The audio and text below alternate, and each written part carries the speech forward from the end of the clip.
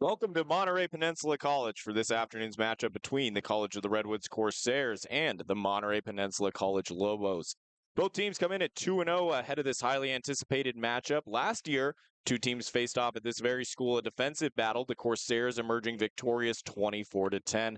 Alongside Liam Warner, I'm Mitchell Manji. Liam, we got two undefeated teams, highly anticipated matchup here today. I mean, I'm excited. Let me hear your thoughts as well.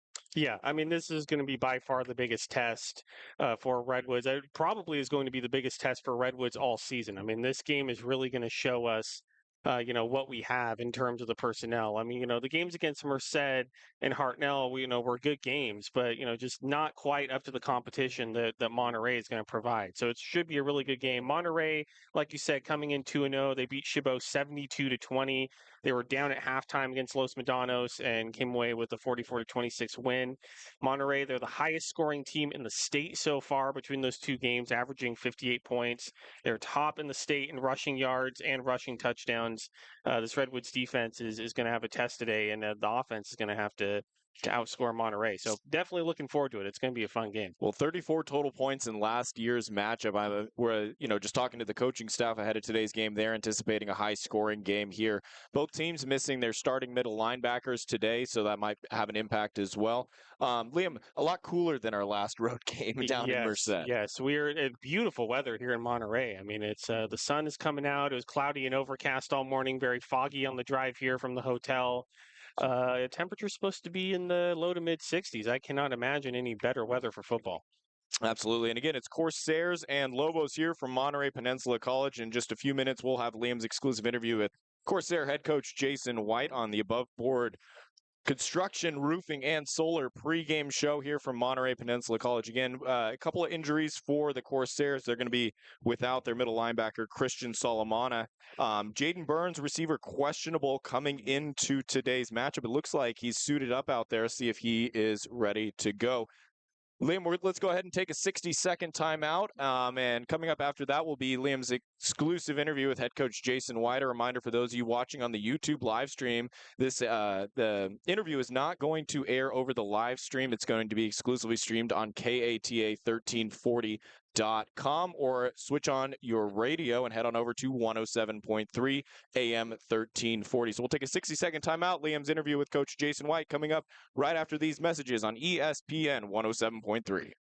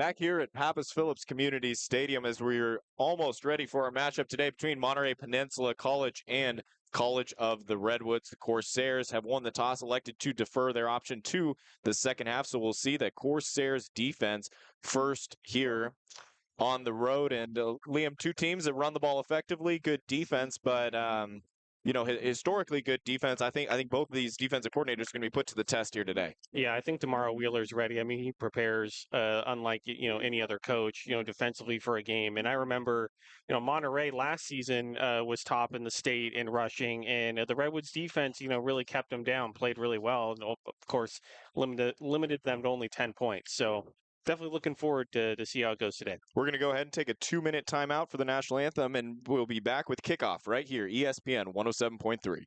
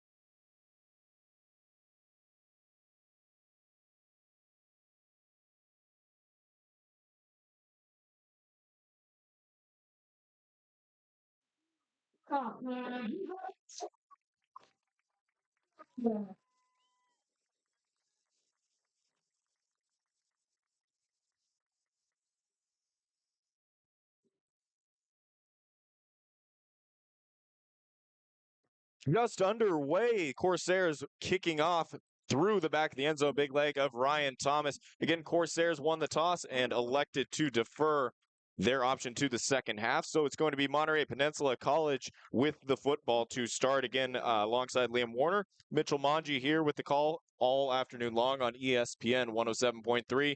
Big shout out to Tyler back in our studios for keeping us on the air. So it's going to be the Corsairs in their road all whites, Monterey Peninsula the home all maroon, and we will see this high-powered Lobo offense here first.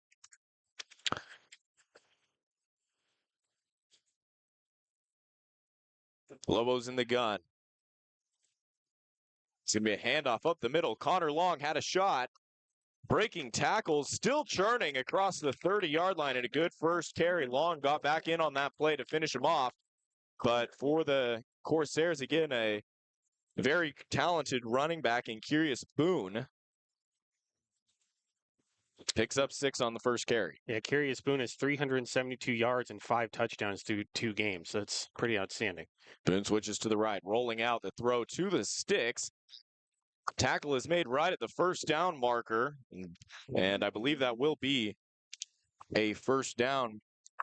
Completion, quarterback for Monterey Peninsula, Eric Gibson, 6'1" sophomore from Norfolk, Virginia. So chains move on the pass play. Right to left as we see it. Shotgun again for the Lobos. Handoff, Boone going left, making a couple guys miss before he's finally forced out of bounds. Jimmy Fomby, the one to force Boone out, but a gain of 5. And again, Liam, that's going to be the task, is slowing down that rushing attack for the Lobos. Yeah, the key word there is slowing down. So I don't think this is a rushing attack that you're going to completely stop. But you just have to limit it as much as possible. And the Redwoods defense, they got to just play that bend but don't break. Keep them out of the end zone as much as possible. If you limit them to field goals, that's really the goal. Boone again running up the middle. Picks up a couple of yards. Ball came out at the end. It's going to be ruled that he was down prior to the fumble. Mo Leatawe in on the tackle for the Corsairs. 3rd down and 1. Again, you see everybody on the Corsair sideline giving the money signal. The money down, 3rd down. First of the day for the Lobos. Shotgun formation, Boone to the left of Gibson. 4-man front for the Corsairs. But it's going to be Gibson on the keeper. Right up the middle across the 50, down to the Corsair 45-yard line. Chains move. Monterey Peninsula in business. Finally into Corsair territory on this first drive.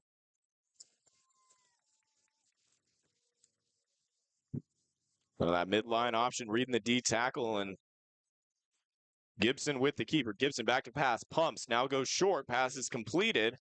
Forced out of bounds at the 40-yard line. Caught by Casey Miller.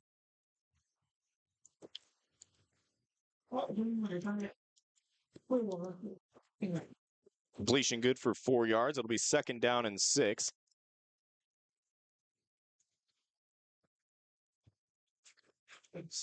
Lobos with the twin backs, one to either side of Gibson. Hard count, jumped off sides, and they're going to blow this one dead. Levi Walker from the outside linebacker spot jumped across. So 2nd down and 6 will become 2nd down and 1. And Liam, again, against a talented offensive team, you don't want to be giving this team any more opportunities than they're already able to create for themselves. Yeah, you want to stay disciplined. I mean, easier said than done. So hard count makes it 2nd down and 1. Handoff up the middle, met right at the line of scrimmage, forced backwards. Ethan Williams with that carry. And Tyreek Reeves, the first man there for the Corsairs. And so far this season, through the first 2 games, I mean, we've seen the Redwoods defense kind of get off to slow starts and give up some yards, and then kind of find their footing as the game goes on and find a rhythm. So 3rd down and short. Last time was another rushing play. Lobos have thrown the ball twice here on this first possession. 11:15 to go in this first quarter. It's going to be a handoff up the middle. Reeves missed him, breaking away from tackles on the left side. Boone across the 30 before he's finally brought down. And it's going to take more than just one guy to bring down Curious Boone. Yeah, I mean, this is going to be a tough task for the Redwoods defense. I mean, this guy is unlike anything they've seen before.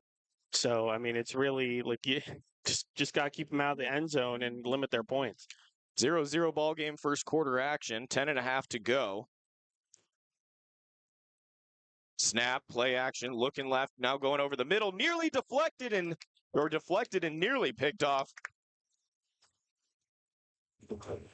Kellen Pledger got a hand on that and tipped it in the neighborhood of Ronan Kimbrough. But fortunately for the Lobos, that ball hits the turf and is just an incomplete pass. 2nd down and 10. Yeah, this Redwoods defense, they've shown, just like last season, they can take away the football. I mean, several fumble recoveries, a few interceptions, and I think if they're going to win this game, they're going to have to take the football away again, maybe a few times. Forced 2 turnovers on the first 3 drives a week ago against Hartnell. Empty set, Boone back to pass. Screen coming underneath. Pass is completed, good for about 8 yards. Villanueva, the receiver for the Lobos, there's the tunnel screen. Looked like it was read well. Reeves jumped out to the side to try and make a play, but Villanueva cutting upfield. Nice move to escape. Gain of 7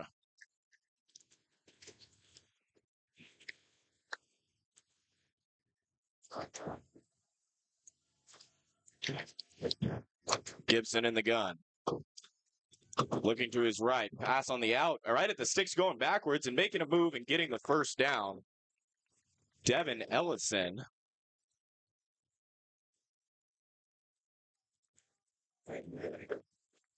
Shane's move. So a couple of third down conversions for Monterey Peninsula. And they're now in the red zone on their first drive. 9:40 to go, first quarter. Corsairs did not have the football yet. A nice first drive together for the Lobos. Gun formation. Boone to the left of Gibson. Flag flies, back to pass. Arm hit as he throws, intercepted. Corsairs going the other way and forced out of bounds. Looked like Ronan Kimbrough came away with that one. Did have a flag right as the ball was snapped. Have to guess it might be an alignment penalty against the Lobos, and if that's the case, would stand, but there. And that will be as the Monterey Peninsula putting their defense onto the field. And Liam, you mentioned it, a timely interception for this defense of the Corsairs that have been so spectacular over the years. Yeah, that is the best possible way to start the game. I mean, they drive down the field and you get a tip interception. I mean, like I said, that's what you have to do. You're going to have to take the football away from this team because offensively they're very good.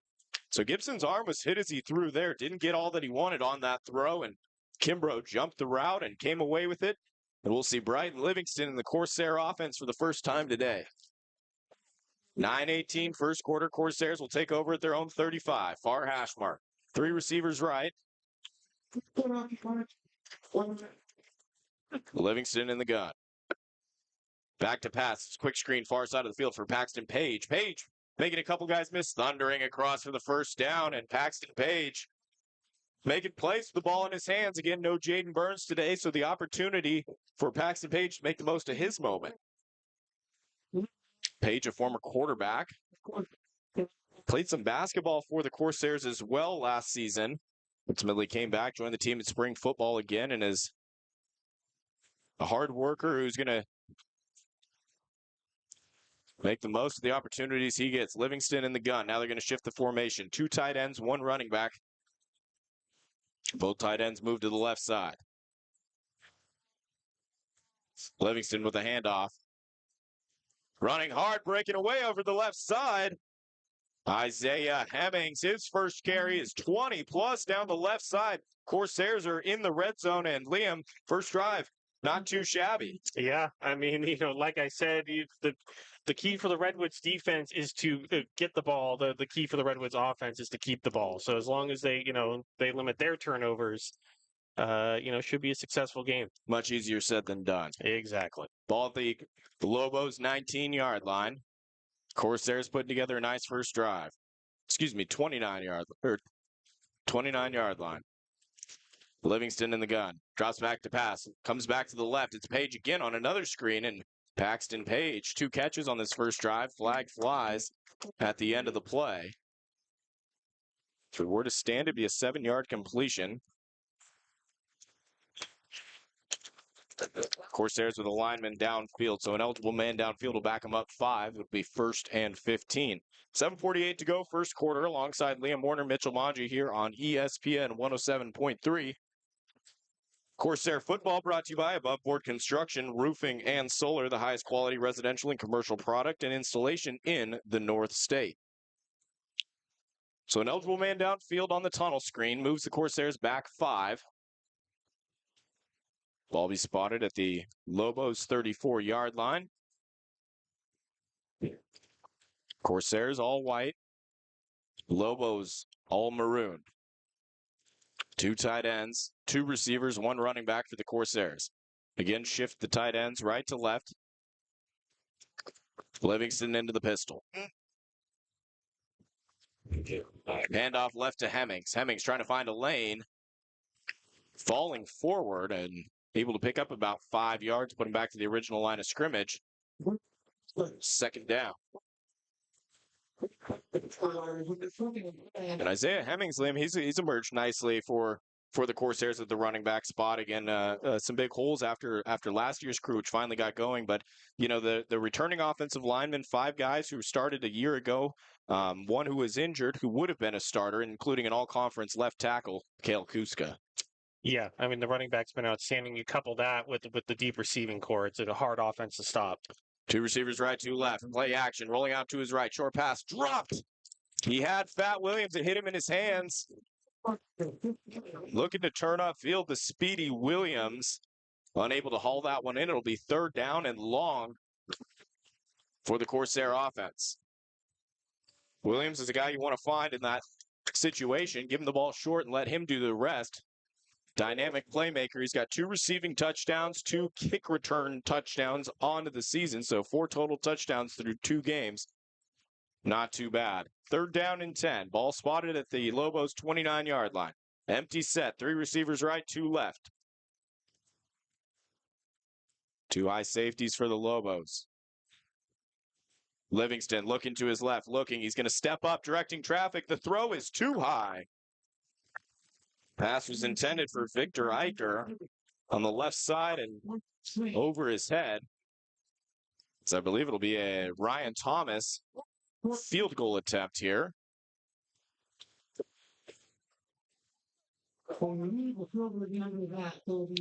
Kimbrough, the holder, he's the one who came away with the interception to give the Corsairs the football. So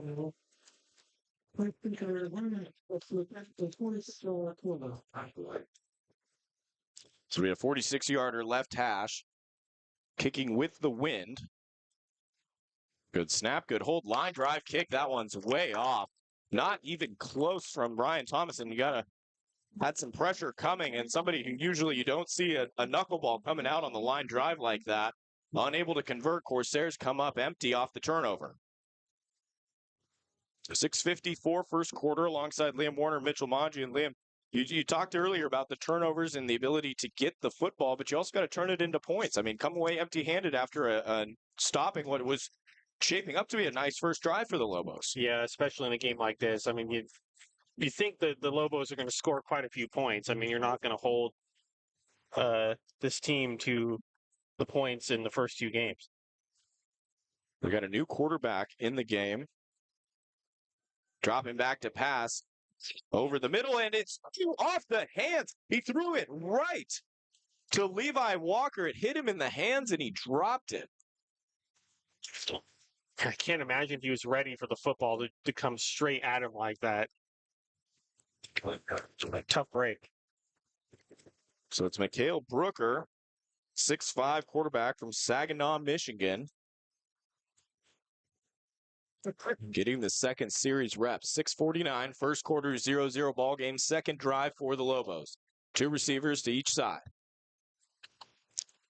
Brooker sends a man in motion. He's going to give it to Boone. Boone trying to turn the corner on the right side. Boone, first down yardage and more across the 45, out close to the midfield marker. And Curious Boone, a guy that move around. You can give it to him out of the backfield, lined him up as a receiver there and gave it to him on the jet sweep.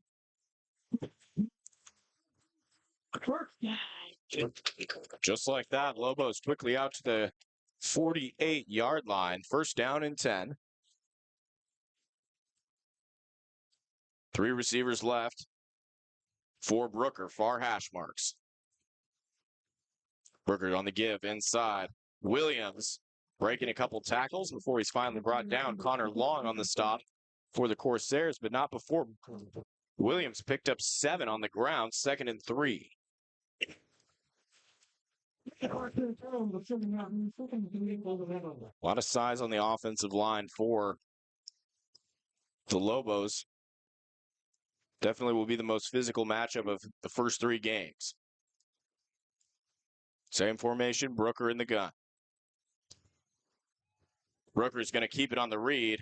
He's got a first down, picks up 5 on the right side. Down to the Corsair 40. Both teams have had good first drives in between the 20s, unable to turn them into points. Lobos turned the ball over Kimbrough came away with an interception. Corsairs missed a field goal. We're sitting 0-0, 5.5 to go first quarter. Brooker in the gun, Williams to his right. 2 receivers to each side. With the give, that's Boone.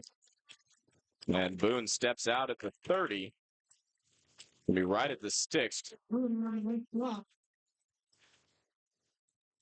Head referee for today's matchup, Dwayne Brown, signaling second down. So it'll be second down and inches.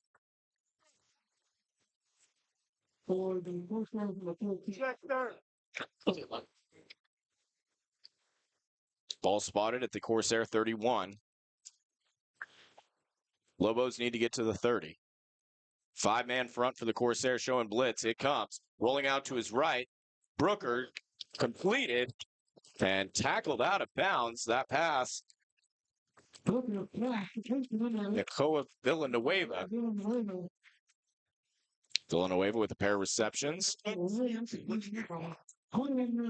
Corsairs brought the blitz from the left side, and it was a designed rollout for Brooker to his right. So he wasn't impacted by the pressure and able to throw on time, on target. First and goal.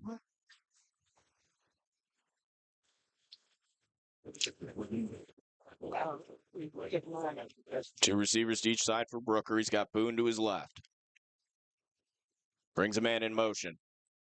Going to give it to him on the speed sweep, trying to get around the left side. And just stumbled and fell out of bounds. As that was Christian Neves on the speed sweep. Picks up a couple. It'll be second down and goal from the 7.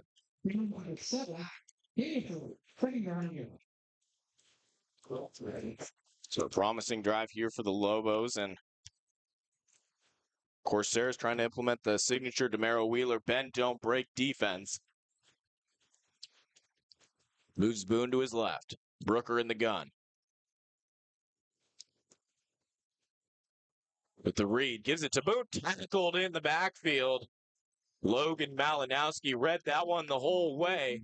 Slung him down back at the 14-yard line, 13-yard line, so a loss of about 6. It'll be third and goal from outside the 10. Yeah, it's obviously going to take several plays like that in order to win a ball game like this with a dynamic running back. Great play by Malinowski. Again, Corsairs are going to be without their starting middle linebacker, Christian Solomana. Going to lean on guys like Malinowski and Ian Richter to step up. Third and goal from the 13. 2 left, 3 left, 2 right. Brooker with the snap, looking left. It's going to be a quarterback draw, trying to find a lane. Spins away from Malinowski before he's finally slung down at the 10. So a nice play call there. As Brooker was able to escape the first couple CR defenders, but ultimately brought down short of the goal line. It'll be field goal attempt here for the Lobos. Joey Fernandez on for the 28-yarder.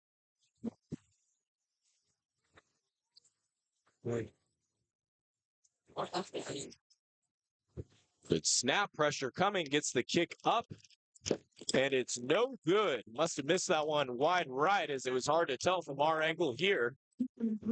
So we've got 2 missed field goals, Liam, in this one, and we remain scoreless with 2:33 left in the first quarter. Yeah, some big breaks for Redwoods, but, as you said, we got to capitalize and put points on the board, or else it doesn't really matter. So talked about pregame about how this might be a high-scoring game. Talked to one of the referees. He said that a ton of the games have been running over 3 hours, and here we are on the 4th drive. 2:33 to go. I mean, this one's just flying by. Yeah, so far. Right, Livingston and the Corsair offense back out on the field. He's got 3 receivers right. Hemmings to his right. Lobos showing pressure from the edge. A couple hard counts. Nobody jumps. Everybody calling out Noah Gary, who's showing blitz from the left side. He's back out covering the slot. Quick throw across the middle, and again, intended for Williams. He might have felt the defender coming. That was Andrew Allen, linebacker, right on Williams. That was completed. Williams was set up to take a shot. Yeah, and it was also a pretty dangerous pass because it hit off of Williams' hands, and there are a few MPC defenders there. Second down and 10, 2:31, first quarter, 0-0 ball game. College of the Redwoods, Monterey Peninsula College. Livingston again with the hard count. That's back-to-back plays, no movement.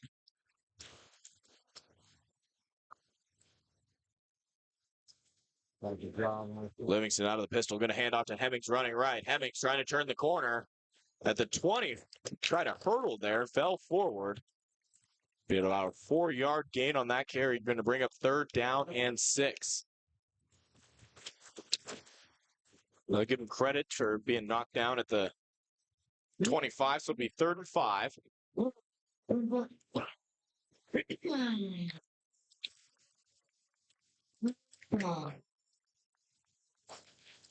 Williams checks out of the game. Standing over next to head coach Jason White. 3 receivers bunched together on the right side. Now they're going to shift. Caleb Price moves to the left. Very tight formation. Pistol for Livingston.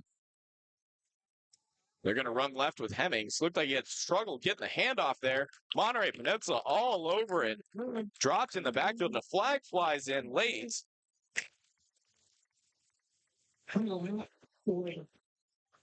So minute 30 to go, and on a 3-yard loss trying to run to the left. Flag came in from behind in front of the play, the defensive backfield.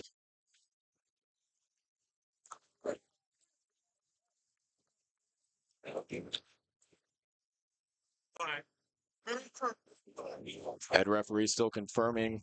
Looks like it'll be against the Corsairs. Illegal block in the back's the call.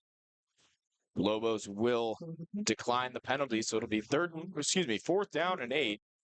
Ryan Thomas on to punt.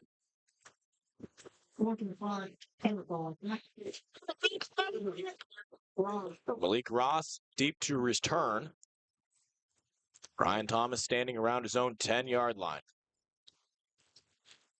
So after a couple nice plays on that first drive, not much for the Corsairs on the second. Snap pressure. Ryan Thomas barely gets that one away, and he got drilled. That ball's mishandled a little bit by Ross. Still running it. Flag goes flying, and Ross is going to be dropped down. Ryan Thomas got absolutely drilled when he punted that one, and then a blindside block came back. And another CR player, looks like Kellen Pledger, I believe, just got lit up, and flags came flying in there.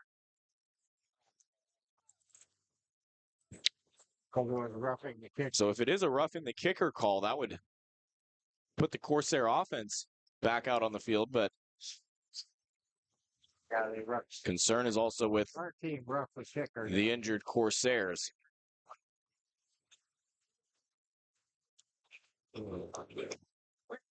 Trainer Nate Keys out to attend to him.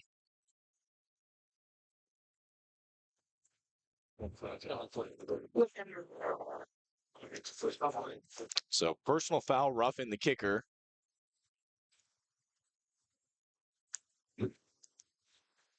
And an illegal block on the back on the other end. So the illegal block on the back obviously will be declined. The roughing the kicker will be accepted. The Corsairs will send the offense back out onto the field. We're going to go ahead and take a 30-second timeout with injury. We'll be right back with Brighton Livingston, the Corsair offense, back on the field on ESPN 107.3.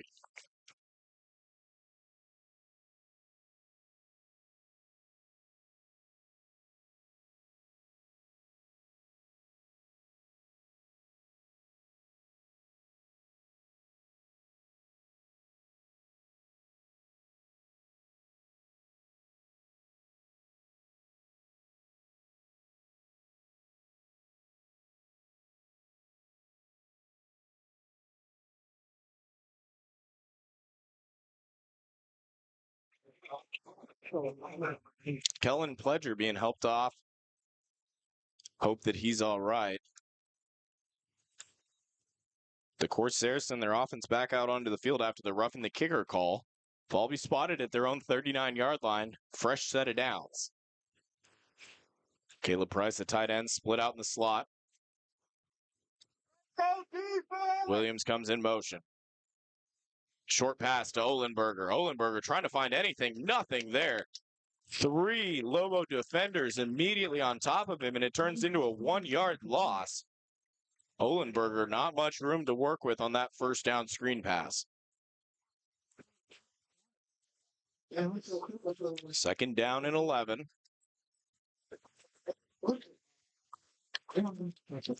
Ball back to the 38-yard line. Under a minute to play. First quarter, 0-0 ball game. Corsairs and Lobos from Monterey, California. 2 receivers left, 2 right. Hemmings is the back. Livingston, back to pass. Screen underneath to Hemmings. Hemmings has got blockers in front of him. Makes the first man miss. Hemmings at the 50 and upended. Hits the turf at the 40, but a 22-yard gain. Ran a swing pass to Olenberger on first down. The Lobos were all over that one. The screen underneath to Hemmings. Well executed for a 22-yard catch and run.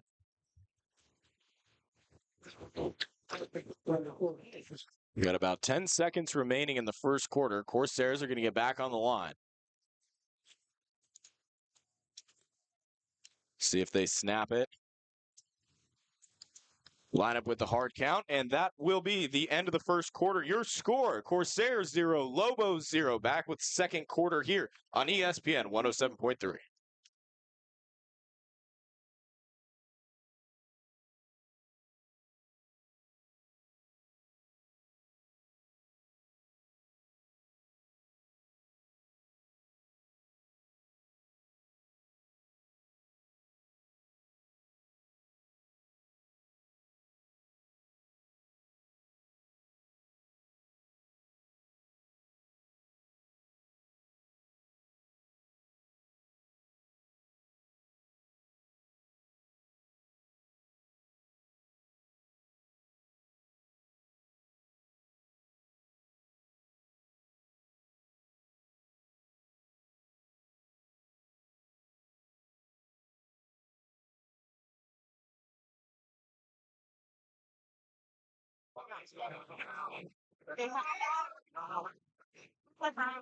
So we'll flip ends of the field here as we start the second quarter alongside Liam Warner, Mitchell Maji.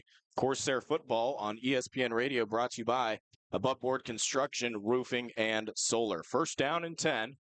Ball spotted at the 42. It's going to be handoff to Hemmings. Hemmings trying to find a lane. Making something out of nothing. A little jump cut opened up a lane, and he's able to pick up 9 on that first down carry. Liam, we talked before the game, said it could be a high-scoring affair. Both teams have buckled down defensively. You know, I remember this exact same thing happened last season where we came in thinking it was going to be a high-scoring offensive battle, and last season, of course, was a lot more defense. It might end up shaping to be the same thing this time. Yeah, we thought 34 total points from last year was going to be a low number here today, but we've got a 0-0 ball game just underway in the second quarter. 2 tight ends, 1 on each side. Livingston in the pistol. And this play's blown dead. Going to have movement before the snap, false start penalty against the Corsairs. So they were set up nicely. Second down and short, an array of options you can choose from there. Backs them up 5. Out to the 38, second and 6. Corsairs with a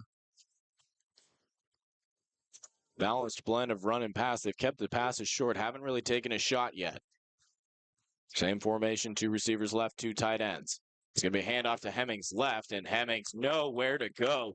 Eaten up there by Ryan Sanders for the Lobos. And so that false start penalty becomes a huge deal when you don't get anything on that second down. Now it's 3rd and medium instead of 3rd and short. Yeah, I mean, just in general, against a team like Monterey, I mean, you need to limit the penalties. I mean, you need to limit your mistakes. You know, penalties like that, you know, they can add up and possibly end up costing you the game. 3rd down and 6. 2 receivers right, 2 left. Brian Livingston will be in the pistol with Hemmings behind him. Pressure coming. It's going to be a counter. Livingston escapes the pressure, gets the throw away to Williams. Williams turns upfield enough for a first down before he goes out of bounds. A little counterplay action, and Livingston just able to roll out in time as pressure was coming off the edge. Good job to get that pass away on target to Fat Williams. So fresh set of downs. Ball spotted at the Lobos 30-yard line. Still scoreless here. The second quarter, 13:06.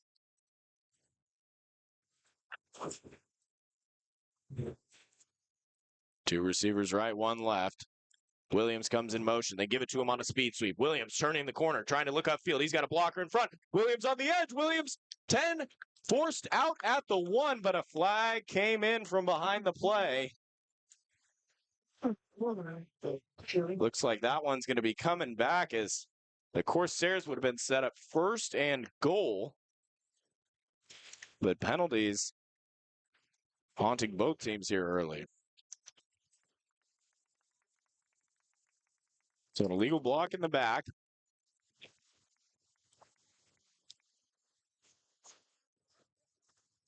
It's going to be a 5-yard from the spot, so it'll be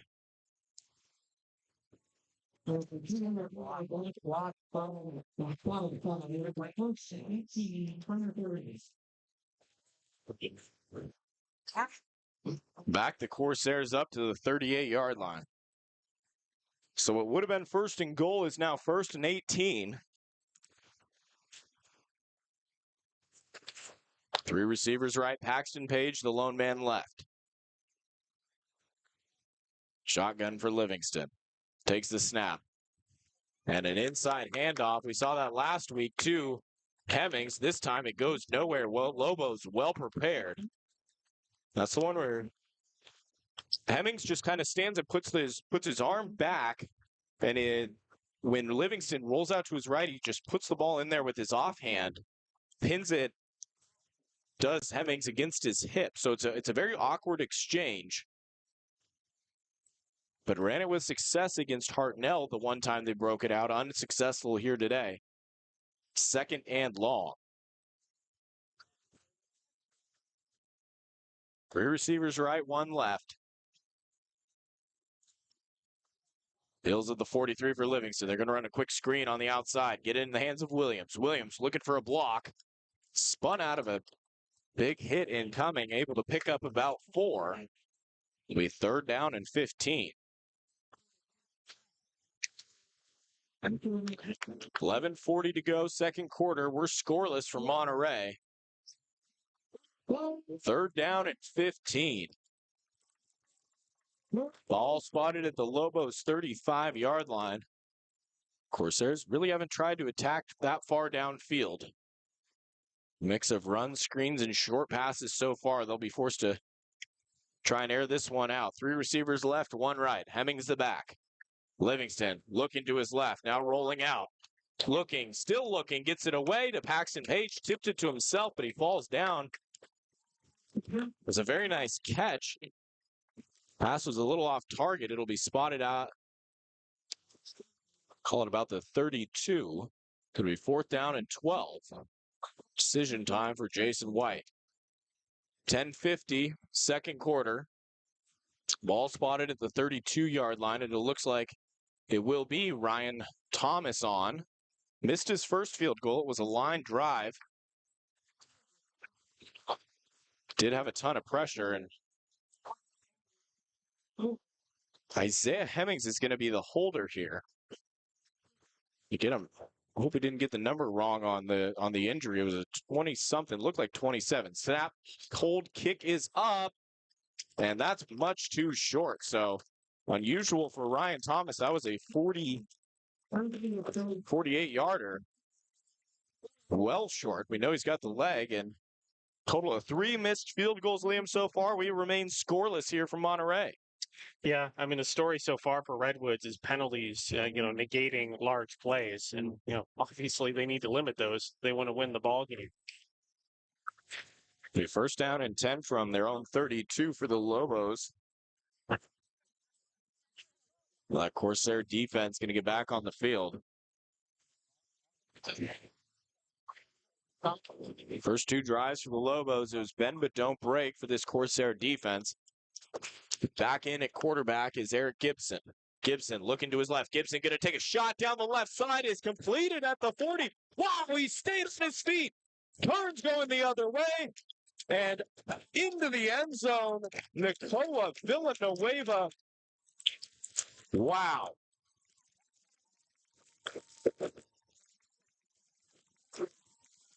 68 yards on pitch and catch to Villanueva. The safety, Ronan Kimbrough, just a step late trying to get over there over the top. And then how about the move by Villanueva at the 40 to put on the brakes? He used his right hand to keep himself off the ground, cut back to the middle, and we have our first score of the day. PAT, kick is up, and it's good. So Lobos strike first at 7-0. Corsairs going to try to answer after these messages on ESPN 107.3.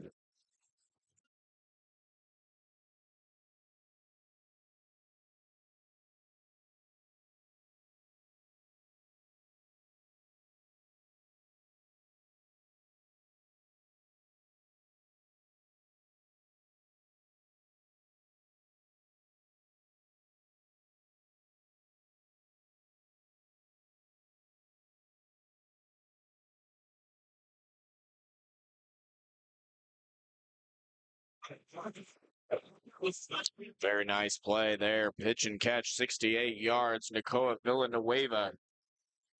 Series of moves after the catch to take that one to the house. The Lobos with a 7-0 lead over the Corsairs. 10:07 second quarter action here from Monterey.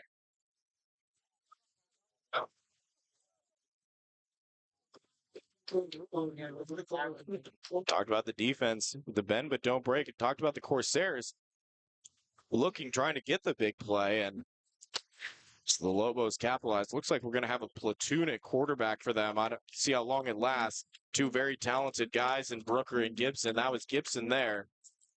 His second series was a big one, and there's stadium's come alive here from Monterey Peninsula College as they will kick it away from the 35. See if they kick away from Williams. It's going to be down the middle. Williams is going all the way over to the other side. He's going to take it. Williams from the goal line. Williams trips and goes down at the 15-yard line. Special teams tackle made by Ryan Sanders. Called his name a couple of times here, and Corsairs will start this one deep in their own territory. It's interesting. Williams lined up at the left hash mark, ran all the way over to the right hash to return that one, and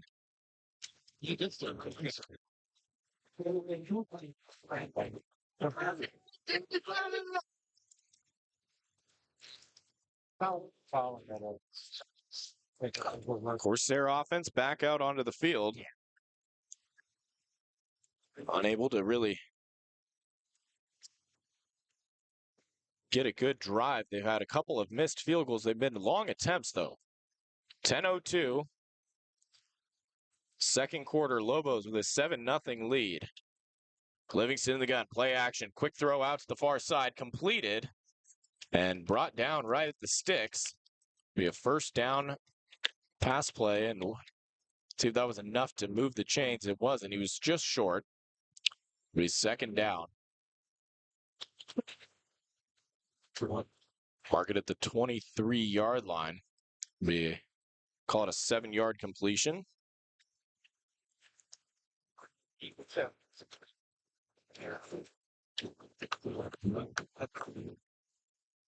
Two receivers, two tight ends. Hemmings the back. Shifting into the pistol.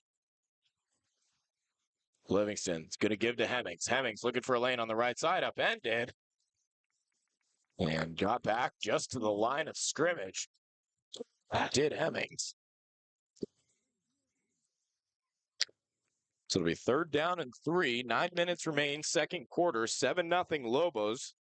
Corsairs trying to get on the board. They have a couple of missed field goal attempts. Again, long kicks, 40-plus yards. So a big call here. Otherwise, Thomas would be punting from close to his own end zone. Would set Monterey up with good field goal position. Big third down. Two receivers left, one right. Williams comes in motion. It's going to be a handoff to Hemmings. Hemmings trying to cut back right, wrapped up. And a flag's coming in. Hemmings only got a yard, but it was awkward the way he was dragged down. Looked like a face mask from here.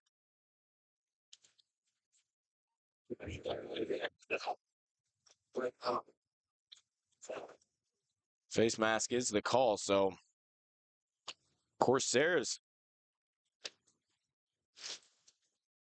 been able to convert a couple third and fourth downs by way of penalty. They had a roughing the kicker call, gave him a fresh set of downs. Now the face mask call here. Going to move them all the way out to the 40-yard line. So started deep in their own territory.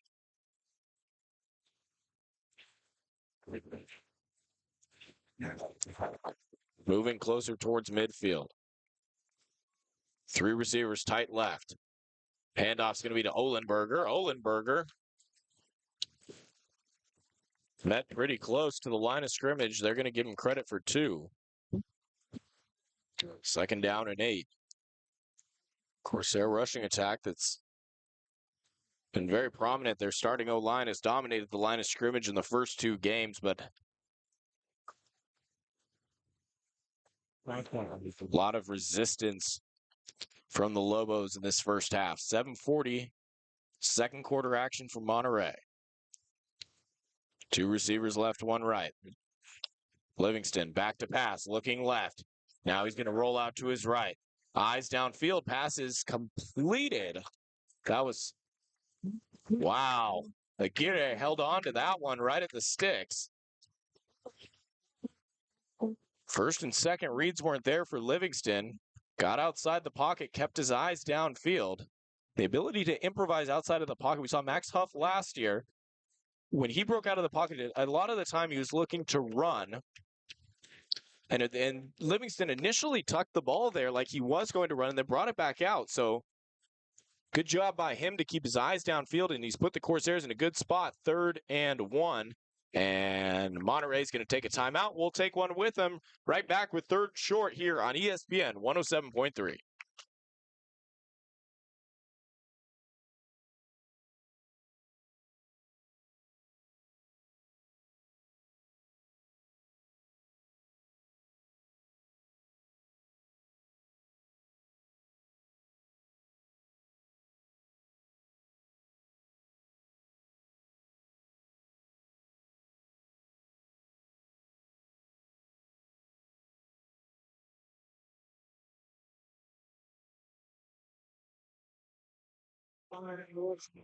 Second quarter action, 7:15. 3rd and 1 for the Corsairs from their own 49-yard line. Timeout called by the Lobos to implement their defense ahead of this critical 3rd down and short.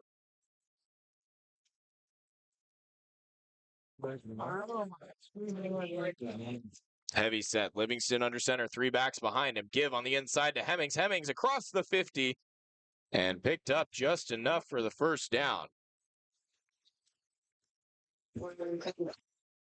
It's about the only time we'll see the Corsairs go under center is with that jumbo backfield. 3 running backs. Gave it to Hemmings on the inside and able to get out to the 48-yard line. Clock continues to run under 7 minutes. Second quarter, again, low-scoring affair. Monterey Peninsula with a 7-0 advantage here in the second quarter.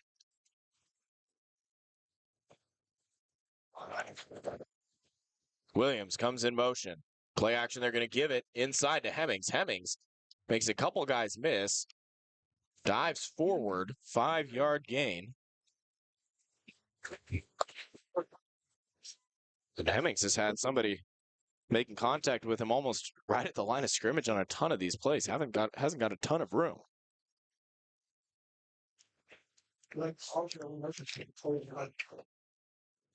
But give him a lot of credit to make a couple guys miss and get 5 yards on that carry.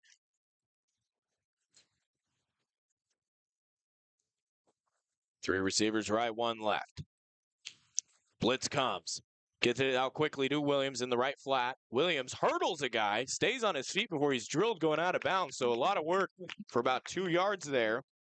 And seems to be the game plan for the Corsairs is try to get the ball into Williams' hand. It's in space and let him make plays. But you got to give a ton of credit to this Monterey defense, the way that they've been all over. I mean, they're reading the plays very well and get almost beating Williams to the spots and not leaving him a lot of room to work with. Not that he needs much, but hasn't been able to escape as we've seen in the first 2 games early on today.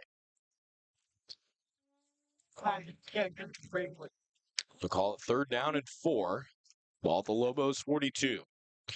Ball at the right hash. They go back to the jumbo set. Brighton under center. Handoff to Olenberger. Olenberger met at the line, driven backwards. No gain on the play. 4th down and 5. 4th and 5, 4th and 4 upcoming. And Corsairs will punt. So an interesting call there. It's a long 4 yards. Went with that heavy set and didn't get anything out of it. Ryan Thomas on to punt. Going to try and pin the Lobos deep. The roughing on the last punt. Better protection here. Good punt from Thomas is going to be picked up at the 15, driven backwards. Brought down Hemmings. One of a couple of Corsairs in on that tackle. Interesting call, or decision rather, by Ross to pick that one up. It was kind of a weird punt. It's like he punted it on his side and the ball stayed completely sideways, so it took a clean bounce, which you rarely see on a punt, which it could have influenced Ross's decision to try and make something happen there. But the Lobos will take over. Rather, Villanueva, the returner. We're going to see the platoon at quarterback. It's Brooker back into the game. Last possession was a 68-yard touchdown pass for Eric Gibson into the hands of Villanueva. Motion man is Robinson. They give it to him on the speed sweep. He was hit in the backfield, but dove forward close to the line to gain. I still think it's going to be a loss of a couple on the play. So 4 minutes remain in this first half. And Liam Warner will be with you for the Above Board Construction, Roofing, and Solar halftime show. I'm going to re-air the Coach White interview. Again, if you're watching on the live stream, head on over to KATA1340.com to listen to that interview. Brooker rolling out to his right. Gets the throwaway and too high. Intended for Zach Ball.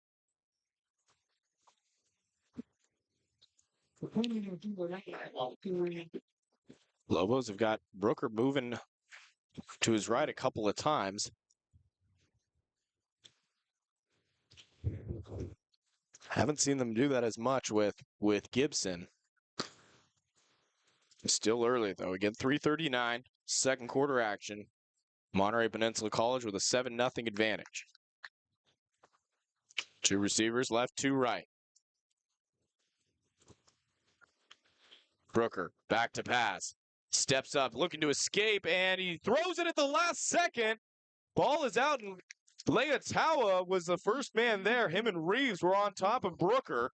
They're going to rule that an incomplete pass, but dangerous play by Brooker. Just kind of shoveled that one toward his running back, Ethan Williams, trying to either make something happen and avoid the sack, but a little bit more risk than reward in that situation. So 3:31.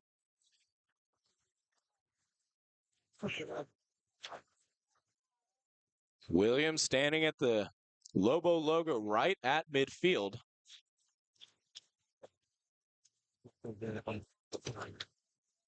going to be Fernandez on to punt from his own end zone. Pressure coming, gets it away, and it's a good one. Williams is going to let this one go out of bounds at the 50-yard line, and the Corsairs are going to have 3 minutes and 23 seconds to try and get some points on the board. We'll take a 30-second timeout. Be right back on ESPN 107.3.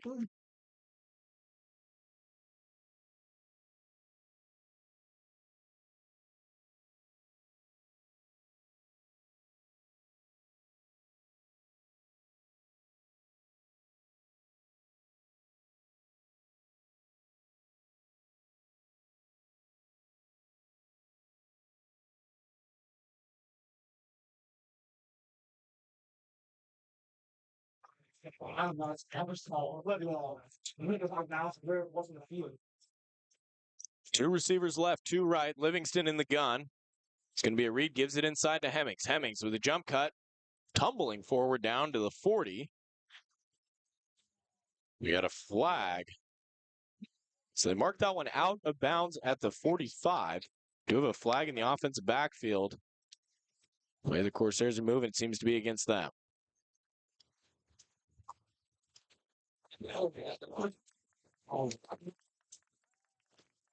So holding is the call against the Corsairs. That'll back them up 10. In penalties. Last year, a lot of the flags were flying on some after the play. Unsportsmanlike conduct, etc. Those were the penalties that were detrimental a season ago.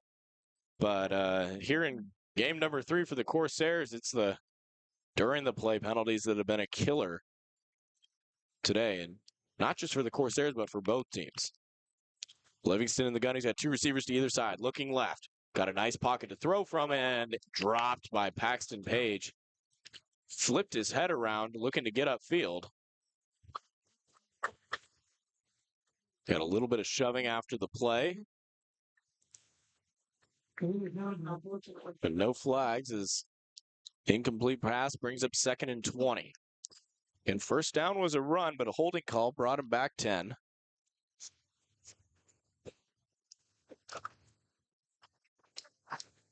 It'll be 2nd and 20 from their own 45-yard line. Corsairs have three receivers to the left of Livingston. Back to pass is Brighton looking to his right and completed. Gain of 13 yards. Pass caught by Anthony Aguirre. It's a nice throw and catch. Aguirre with some separation on the stop route on the far side of the field in front of the Corsair bench. Brings up 3rd and manageable. 3rd and 7 as we're under 3 minutes to play second quarter. Corsairs down 7-0. Trying to put together a drive to get some points on the board before the half. Two very good teams. Two teams with size in the trenches as well. As we've got a timeout. Coach Jason White's going to talk this one over. We'll take a 30-second timeout. Be back. 3rd down upcoming. ESPN 107.3.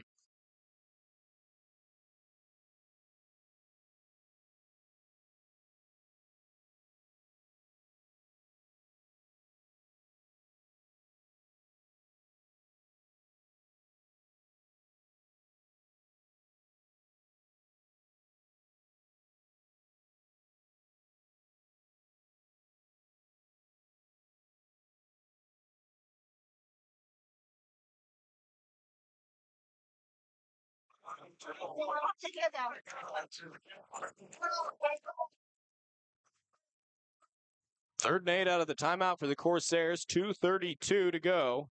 In the first half, they trail 7-0 here from Monterey Peninsula College. Beautiful day, light breeze. Left to right across the field is the Corsairs. The big 3rd down here, trying to get any points on the board before the half moves. Livingston moves Hemmings to his right. Two receivers to either side. Livingston back to pass, looking to his right, coming back to the middle, pressure coming, trying to escape, but he is not and drops the ball. Recovered by the Lobos. Talked about it with Brooker. Same thing, tried to get rid of it as he was being sacked. And now we've got a flag down. As it was Ben Limpin who came away with the ball. We do have a flag. I believe that came in after the play. But a dangerous move there, and Corsairs unable to catch a break.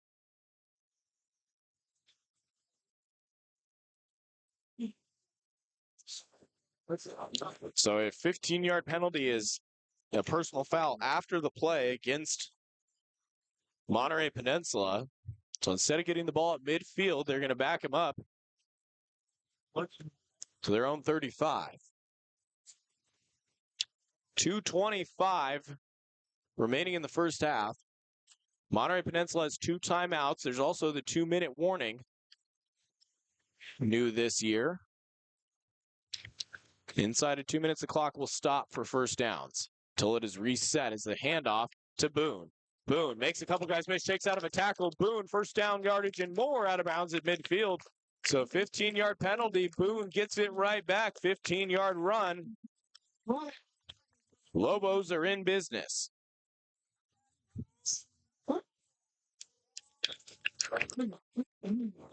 MPC trying to get another play off before the warning. They're going to throw a quick screen. Pass is completed.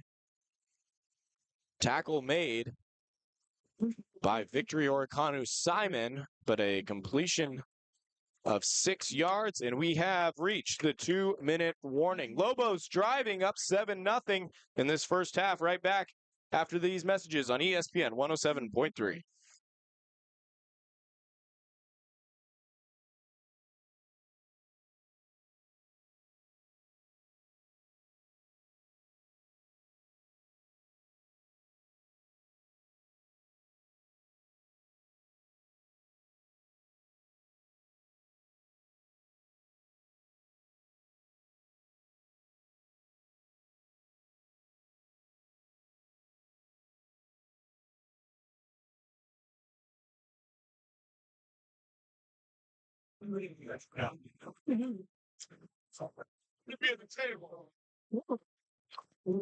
So Monterey Peninsula driving off the fumble.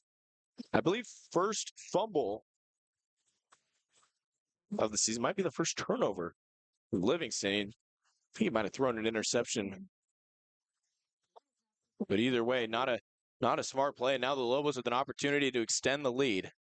2 minutes to go, first half, 2nd and 4. Handoff inside to Boone, met and still churning, but ultimately thrown backwards. Jaira Ioane with the stop for the Corsairs brings up 3rd and 4. Clock is going to run. Monterey Peninsula probably content to use a little bit of clock here. Again, they still have 2 timeouts. Ball at the Corsairs 44.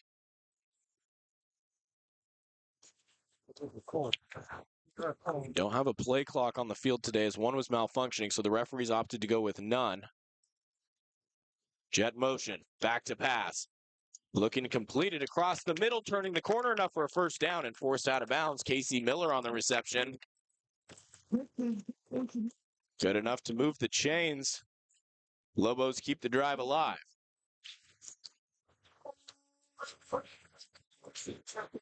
So Miller went out of play with minute 10 on the clock. Forced out of the 35. Snap, handoff inside to Boone.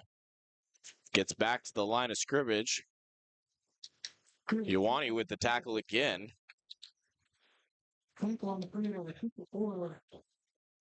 So 2nd down and 9, clock under a minute. Continues to run. Eric Gibson getting his guys together. He's got 3 receivers with a tight bunch left. Snap, back to pass, looking to the right. One-on-one on the fade route. Incomplete pass. He was looking for Devin Ellenson.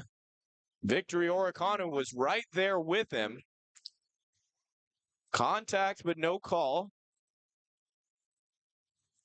Definitely letting him play on the outside. And MPC fans wanting a flag on that one, and I don't think there was definitely not enough contact there.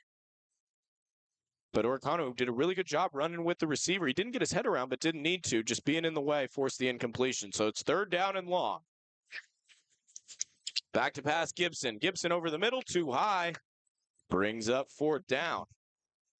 So you got an interesting situation here for the Lobos.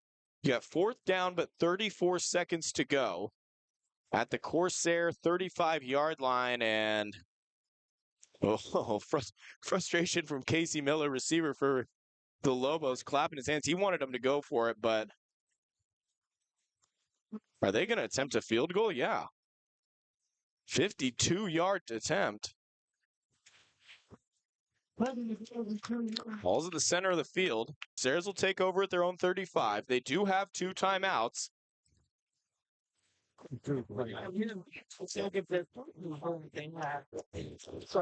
Wouldn't be surprised if they try to get Fat Williams something underneath, try to let him get some yards upfield. It's what the game plan seems to have been for a lot of the Corsair drives, is try to throw it short, let the playmakers get some space in the open field. But the speed of the MPC defense has stifled a lot of the Corsair offensive attacks. So 29 seconds. Monterey Peninsula College defense back out on the field. Williams fumbled exchange. Brighton trying to roll out to his right. He's just going to slide down smartly and take the sack there.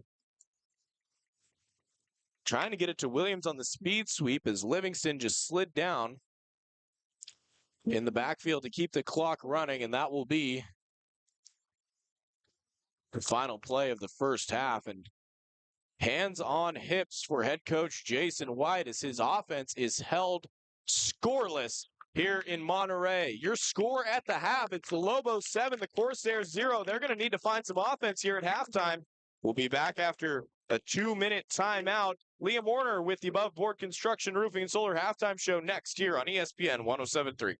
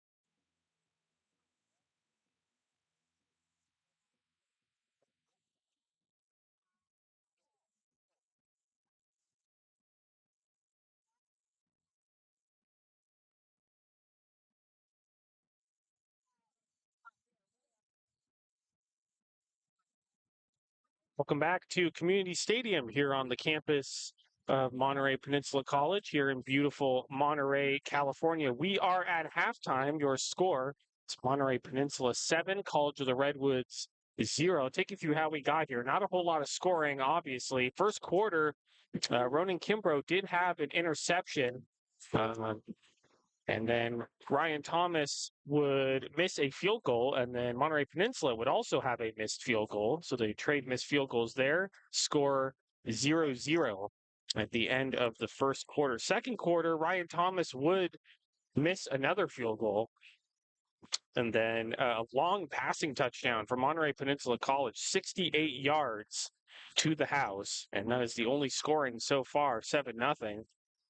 Monterey Peninsula did recover a fumble from Brighton Livingston, and Monterey Peninsula would miss another field goal. So 4 missed field goals so far in this half. It is very windy. That probably does factor into it. So that is your scoring through the first half. 7-0 in favor of Monterey Peninsula. We are going to take a 2-minute break.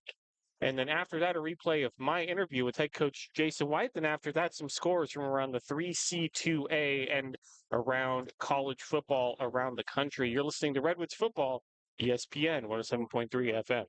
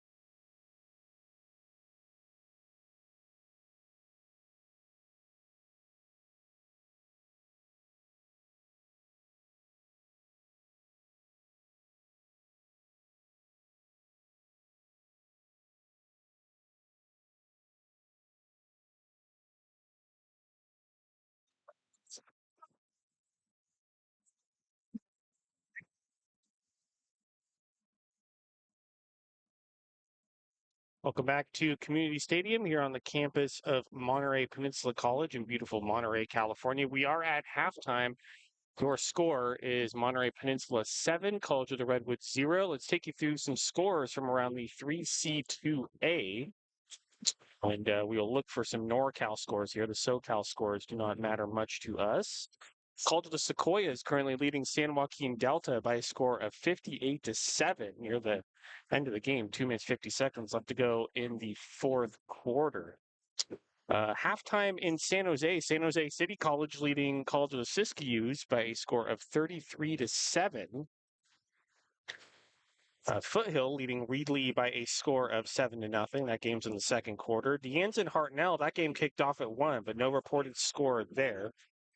Butte currently leading College of San Francisco by a score of 20-7. Fresno City leading American River 14-3. Modesto leading San Mateo by a score of 23-7. And some night games kicking off around Northern California. Sacramento City will take on Sierra College at 6. And for some other NorCal scores here, Chabot will take on Cabrillo at 6 as well. Chabot is, I believe, well, it might be San Jose or Chabot is Redwood's next opponent. And also at 6, Yuba will take on Gavilan. And at 7, Los Medanos will take on Merced. Let's look at some scores from around the country. Top 25 scores from around FBS. Iowa State currently leading Arkansas State by a score of 45-7. Penn State up on Kent State by a score of 21-0. Michigan currently leading USC by a score of 14-3. That game almost at halftime. LSU leading UCLA by a score of 14-10 in Baton Rouge. That game also near halftime. Notre Dame leading Miami of Ohio by a score of 14-3. Louisville leading Georgia Tech by a score of 17-7. Northern Illinois up on Buffalo 14-3. Utah and Oklahoma State tied at 3, just getting into the second quarter. And Vanderbilt currently leading Missouri by a score of 10-7. Just starting the second. Some games kicking off later around top 25. Miami will take on South Florida at 4. Big SEC matchup. Tennessee versus Oklahoma at 4:30. Bowling Green will take on Texas A&M at 4:30. Georgia Southern and Ole Miss at 4:45. Louisiana Monroe will take on number 1 Texas at 5. And at 7:30, Kansas State will take on BYU. And we still have some time. We can get some more scores. Let's look around the ACC. And Cal will take on Florida State in Tallahassee at 4 o'clock. That game on ESPN2. And then Stanford already played. They played last night. They beat Syracuse by a score of 26-24. And moving over to the Big Ten, Rutgers leading Virginia Tech by a score of 16-7. And Northwestern and Washington will kick off in Seattle at 4. Purdue will take on Mitchell-Manji's Oregon State Beavers at 5:30.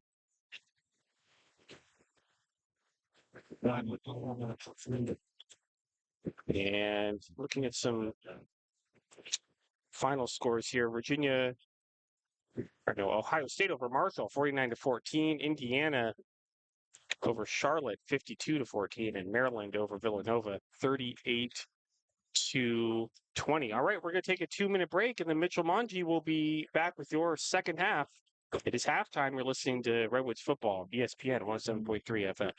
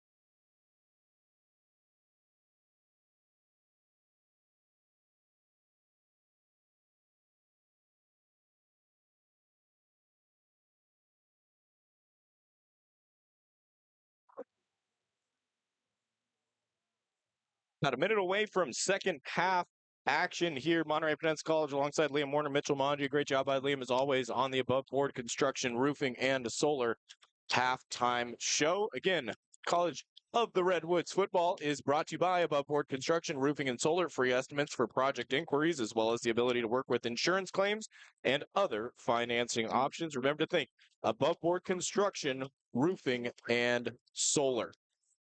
Teams are getting lined up for the second half kickoff. Stop briefly for a chat with quarterbacks coach Eric Helms. Asked him what went wrong with the offense in the first half. He said it's just the mental stuff. It's a little, drop passes, penalties. He goes, just the little things we got to clean up. Nothing world changing.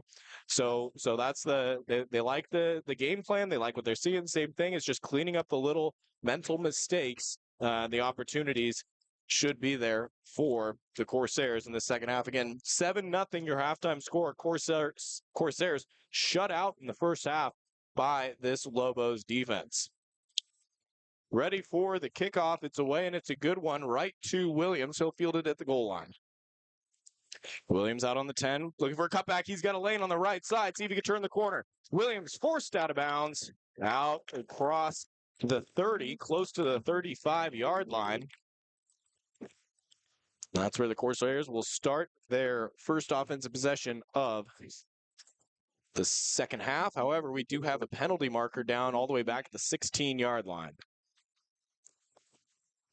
And it's a holding call against the Corsairs. So just mentioned it a couple of moments ago. You got to clean up the mental mistakes. You can't have the live ball penalties. Those have been killer for the Corsairs. And Liam, we talked about it last year. I mean, it was always after the play, the dead ball penalties. Now it's the live ball penalties that have been a detriment to this Corsair team in the first half. Yeah, penalties have been an issue. But the thing you worry about is that when you play the first two opponents, that are obviously, inferior to Redwoods and you beat them easily, you play this Monterey team and they're obviously, up several levels from those first two teams. It kind of comes as a shock, and they just did not seem ready for it in the first half.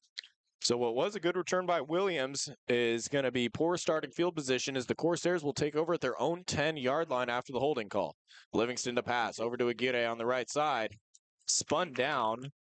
The gain is 6 or 7, but quick pass for Livingston to try and get going. Oh, yes. So it'll be second down and 3. Okay. Just underway in the second half from Monterey, California. Gorgeous afternoon, mid to high 60s, a little bit of a breeze. It's a 7-0 ball game. Lobos with the lead. Handoff. Hemmings trying to find a lane on the outside, makes a man miss. Still churning, and it took about 8 Lobo defenders to bring down Hemmings as he had a good push forward. So we're going to have a timeout for injury. It looks like a Lobos player lost a helmet. That's Jaden Freet. We're not got him. Looks to be down in some pain. So 14:02. Go ahead and keep it here as the training staff attends to Freet. He's up on his feet and receives a round of applause. College of Redwoods football is brought to you in part by Wolf Property Management. Located in Arcata, April Wolf and her team strive to take the utmost care of your property. With an affordable and highly responsive maintenance team, Wolf Property Management customizes their services to fit your needs. From single-family homes to apartment complexes, Wolf Property Management provides a personalized, hands-on experience with open and honest communication. Bryden Livingston, back to pass, rolling out to his right. Livingston, eyes downfield, just throws it away. It was down behind the line of scrimmage. You did have a receiver in the area. Wolf Property Management, check out their website at wolfpropertymanagement.com. That's WOLFE propertymanagement.com, or give them a call at 707-668-7079. Their team would love to hear from you and have a conversation about what you're looking for and how they can provide services to best fit your needs. Again, Wolf Property Management, 707-668-7079. 7-0 ball game, 13:50. In the third quarter, Corsairs shut out in the first half, again alongside Liam Warner, Mitchell Manji. As Livingston's got 3 receivers to his right, Hemmings the back to his left, second down and 10 after the incomplete pass. Moves Hemmings to the right. Livingston looking to his right to throw. High pass hauled in by Williams. Right at the line of scrimmage. Williams still fighting. Finally brought down. Didn't get any extra yardage. It'll be 3rd down and 10.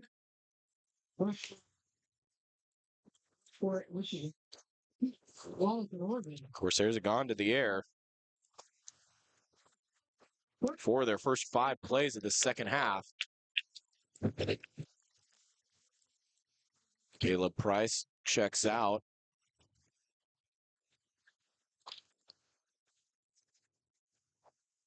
Victor Eicher in for him.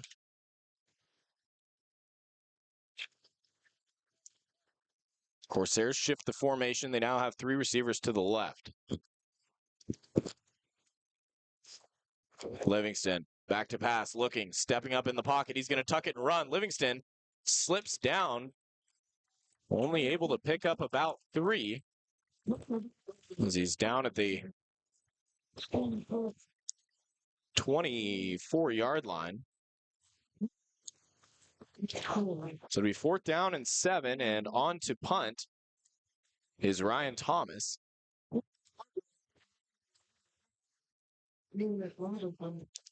Julius Robinson, the return man. Snap, Thomas with the kick. Pressure was coming. It's a spiraling short kick by Thomas's standards. Bounces down on the Corsair side of midfield and rolls down to the Lobos 45, and that's where MPC will take over. Good starting field position, Liam, for the team that has the only points in the game, and that was a one explosive play. Other than that, it's been very, very competitive. Yeah, very competitive. I mean, yeah, it's just this Redwoods offense has not seemed ready for this Monterey Peninsula defense, and it's just been kind of disjointed. Obviously, lots of penalties and a turnover, and just not looking like the usual Redwoods out there so far. Gibson at quarterback. He's going to get the first reps. Handoff up the middle. 3-yard gain. Ioane in on the stop. Like I was saying earlier, I mean, Merced and Hartnell are not nearly up to the level that Monterey is, and so it's just been kind of a wake up call for Redwood so far on both sides of the ball. They're going to need to adjust, and I assume that Coach White gave them a good talking to in the locker room at halftime. And a lot of it has to do with the size, offensive and defensive line. Match up well with the Corsairs. Man in motion. It's going to be a quarterback keeper. Sliding down at the 50 is Gibson. Brock Boone in motion. But Gibson with the keeper picks up. I'll give him credit for just 1.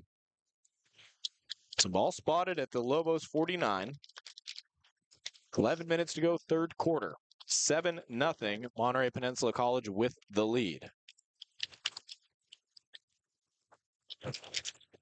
Line to gain is the Corsair 45.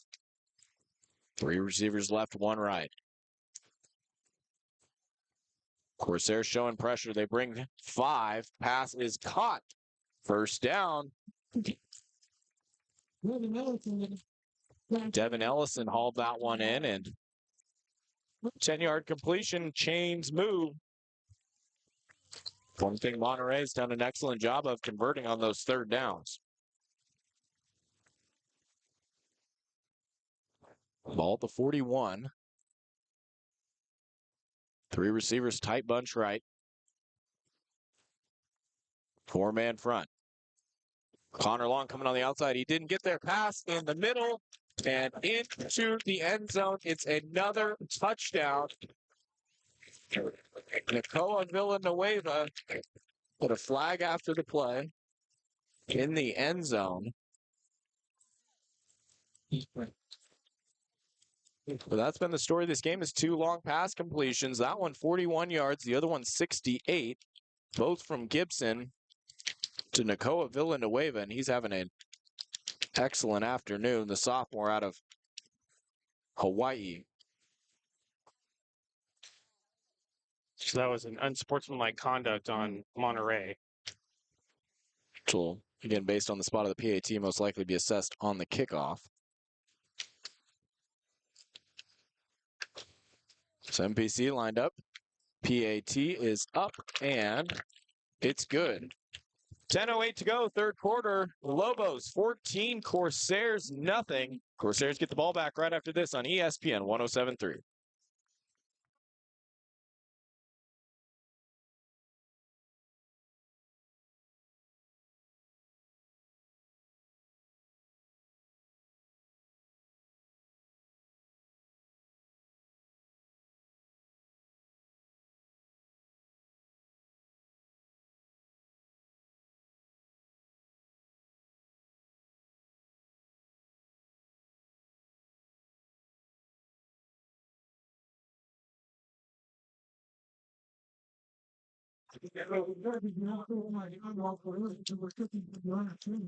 Fourteen to nothing. Lobos with the lead. Corsairs had dug themselves a hole.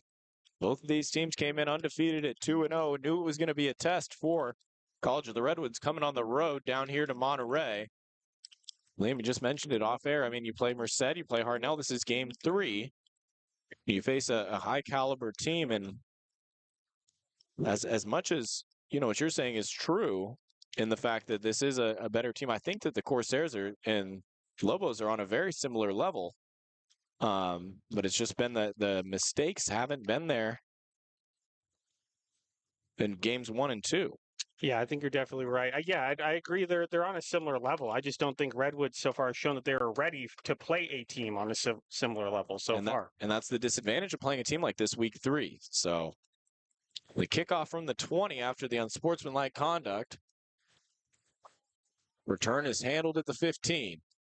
Cutting up, trying to find a lane, and finally brought down the far side of the field at the 33. Got a flag at the midfield.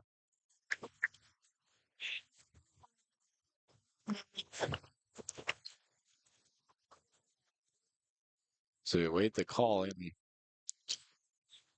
Penalty-ridden game.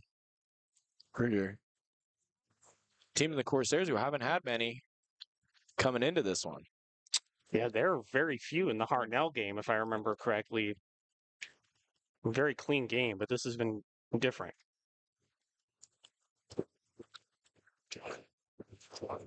So we gotta trying to understand the penalty here. It had to have been a personal foul against MPC. Yeah, I think they called a face mask. Okay, is that one's gonna put the Corsairs near midfield? As a pair of unsportsmanlike and personal foul penalties have helped the Corsairs out as the kickoff was from the 20. Now they're out to the 49. Play action. Livingston rolling out, throwing across the middle and dropped. Hit Price square in the numbers. And Caleb Price, somebody who had a very nice game a week ago against Hartnell. And that's exactly what Coach Helms was talking about. Uncharacteristic of this Corsair team, especially for a 3-year guy like Caleb Price. Yeah, and as you were saying, I mean, it just looks like the mental side of the game is off for Redwoods right now. They just look, I mean, for lack of a better term, they just look off. 9:55, third quarter. 14-0. Corsairs trying to find the end zone. 2 receivers left, 2 right. Close at his own 45 for Livingston. Brings Williams in motion. The read. Livingston's going to keep it. And he got drilled after picking up 2. A couple more design runs than we've seen from Livingston. And something I wouldn't be surprised if the Corsairs pulled it out of their bag, but the Wildcat with Paxton Page, they ran it in game 1 and fumbled. Didn't see it in game 2. But with the offense held to a goose egg, the only thing that impacts it is no Jaden Burns, so it's Page at the wide receiver position. 2 tight ends shift over to the right side. Pistol for Livingston. Play action. Rolling out to his right. Eyes downfield. Livingston wanted to unload it, but he's going to be sacked. Dropped in the backfield. Jordan Bailey The man to bring him down, and the Corsairs again will be forced to punt. Yeah, you can just tell Brighton is not, obviously not playing with the same level of confidence he has been in the last two games. Well, and also a lot of pressure. Right, and the secondary from Monterey Peninsula not providing a ton of separation with the receivers. So any of those throws downfield, he's got to put them into a really tight window. Exactly right. Yeah, great coverage down the field. Thomas on to punt, gets it away. It's a beautiful spiral. Drops down at the 25. Takes a bit of a Lobos bounce to the 27. We'll see if we continue with the quarterback platoon. No, it looks like it's going to be Eric Gibson. And why not? He's got both touchdowns for the Lobos. Pass completions to Villanueva.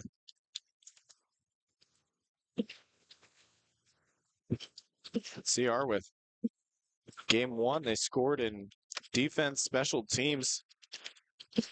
Had a punt return for a touchdown a week ago. They're going to need some help from their defense here to try and get any signs of life out of the offense. 8:17 third quarter, 14-0 Lobos. Two backs, one to either side of Gibson. Play action. Gibson back to pass, pressure coming and dropped. Connor Long, the former Del Norte Warrior, gets home, and Gibson dropped back at the 20. First sack on the afternoon for the Corsairs. Yeah, Connor Long's been great so far this season. And I asked Coach White specifically about him. I mean, he's been so good. He came into this game top of the conference, both in sacks and tackles for loss, and I believe near the top of the state in just overall tackles as well. An interesting change is brought Gibson out to start the drive. After that sack, they're going to switch quarterbacks, and Brooker's back into the game. Same formation, a back to either side. 6'5" signal caller gets the snap. Play action. He's going to keep it. Running left. Met and dropped Logan Malinowski, the first man there. The Corsairs contain Brooker. Bring him down behind the line of scrimmage.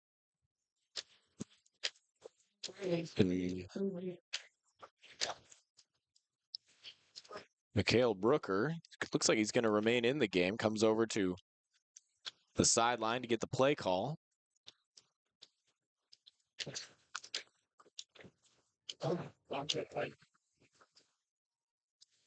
So 3rd and forever. Line to gain the 38. Brooker in the gun. Rolling out to his right. Short pass, and Orikanu Simon, the first man there. Gain of maybe one, but well played.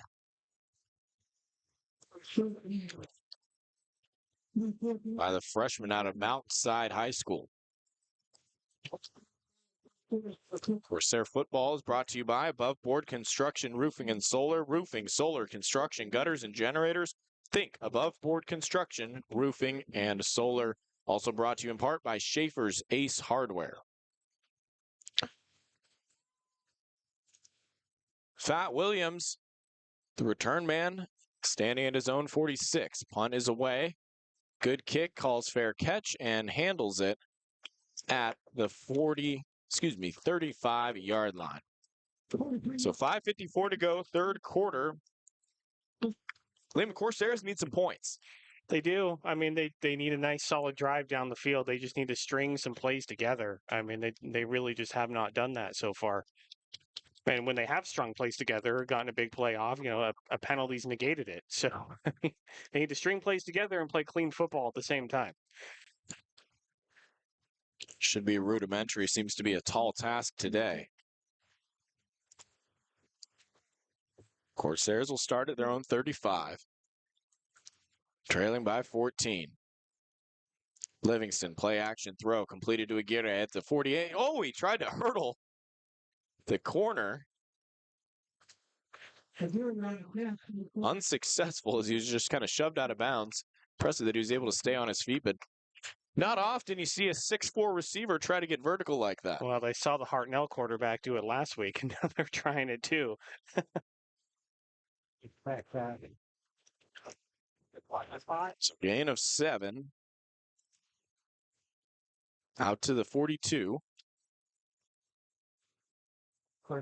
2 receivers right, 2 left.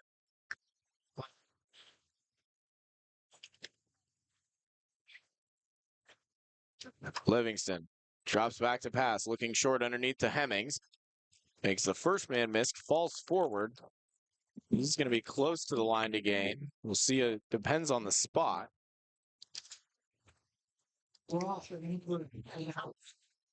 They're going to mark him inches short. So it'll be third and a couple of inches. Just under 5 to go, third quarter, 14-0. Lobos with the lead. Here.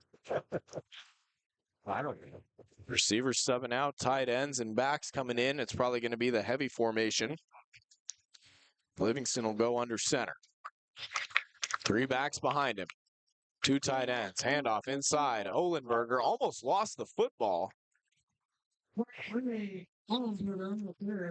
Ohlenberger gets a yard and just enough to move the chains. And scary for a second. It looked like NBC defender got their hand on the ball and pulled it down to Ohlenberger's waist, but he was able to maintain a hand underneath it before going to the ground. So new set of downs at the 46. 4 minutes to go in this third quarter. Again, Corsairs trail by 2 touchdowns. Williams in motion. The give inside to Hemmings. Hemmings trying to find room to run. Not much there. Yet Michael Freese out there trying to lead the way. So no gain on the carry.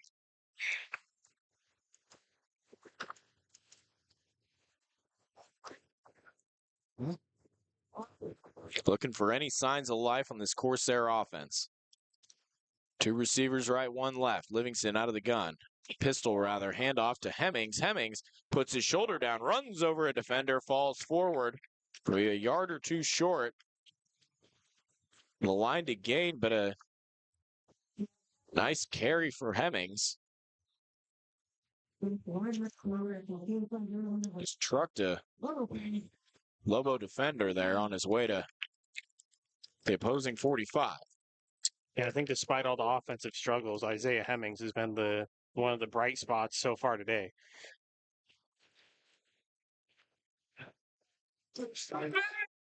Third and short again. Livingston goes under center. Motions, one of the backs. Play action and drill. They exclusively ran out of that heavy set. They went play action, and the backside end just drilled Brighton, but with a flag down. Yeah, flag on the far side of the field. And it's going to be against the Corsairs.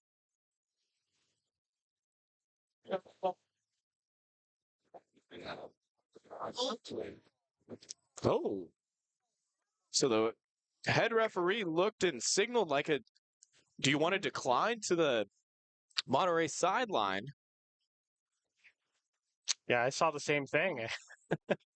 So it's Corsairs catch a break as that play was completely blown up. Have to make it hurt, though. Play action. Livingston, eyes downfield, and incomplete. He was looking for Paxton Page out of the slot. And again, that was a throw into tight coverage, and that's something Livingston's going to have to do because the Monterey secondary done an excellent job. Yeah, you're right, Mitchell. I think Brighton's just not used to the tight coverage down the field. He was definitely not seeing that against Merced and Hartnell. The receivers were getting away from the defensive backs. It's not happening here. 2 receivers to each side. Livingston back to pass. Quick throw to the outside. Caught by Page. Page trying to turn it upfield. And he lost the football still on the ground, recovered by the Lobos.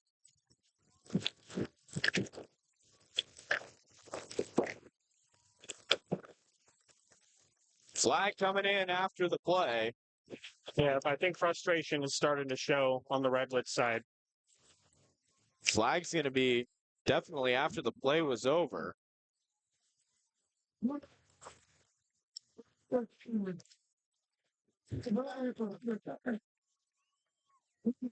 About standard issue for today for the Corsairs.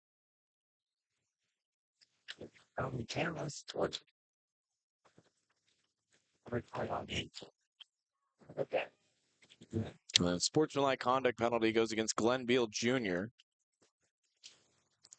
He's the one who recovered the fumble. So instead of having the ball out near midfield, did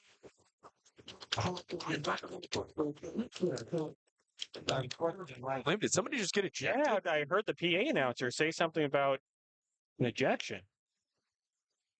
Might be right, Mitchell. I don't know if that was his second unsportsmanlike conduct or he was just ejected on that one. That's been the second or third unsportsmanlike conduct. So if Beal Jr. picks up 2, he's done. So a loss for the Lobo defense, but in at quarterback again is Gibson. Little tunnel screen, ball's out and recovered by MPC. Boone takes it up the sideline, and what looked to be disaster for the Lobos turns into a first down on the heady play by Curious Boone.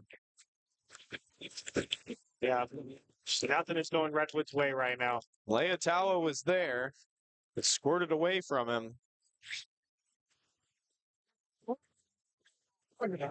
And the thing too, Liam, we've got a minute and a half to go in the third quarter. You're down 14. This game is far from over. Again, you can be down for 3 quarters, and that's the beautiful thing about football. It's a 60-minute game. Boone with the carry. Boone, ankle tackle. Levi Walker came in to finish him off. Connor Long had Boone by the shoestrings and was able to bring him down as we're under a minute to go in the third quarter. But, yeah, this game is far from over. I mean, the Corsairs have taken a ton of punches, but MPC yet to deliver the knockout blow. So CR is still very much alive, but you got to turn it around quickly. Yeah, I think we're still in an area where one big play by Redwoods can really just change the momentum. Gibson with the snap. He's going to hand it off to Boone inside. Boone breaks a couple of tackles. Leotawa able to help bring him down. I mean, they just need something to get that bench excited and jumping around, and then, the momentum can go from there, but it just hasn't happened yet. Lobos are going to let the clock expire and take it down to the quarter. But, I mean, third and short coming out of the third quarter, a pivotal play upcoming. So we've reached the end of the third quarter. Lobos 14, Corsairs nothing. Final 15 minutes of action coming your way after these messages on ESPN 107.3.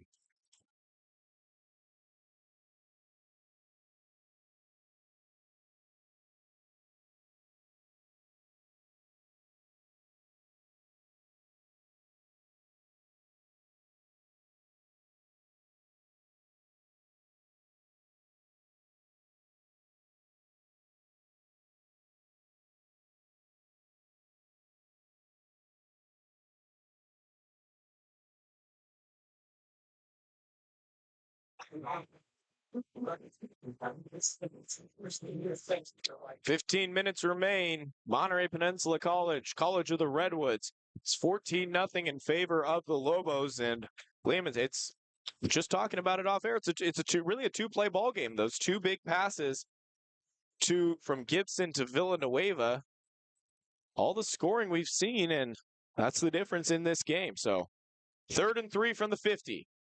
Handoff inside. Trying to make some room, and the Corsairs stuffed him. Caden Wilkinson, the Fortuna kid, coming up with a stop in a pivotal moment. It's going to be 4th down and 3. So officially no gain on the play. Williams is going to be on to return. And 4th and 3 from the 50.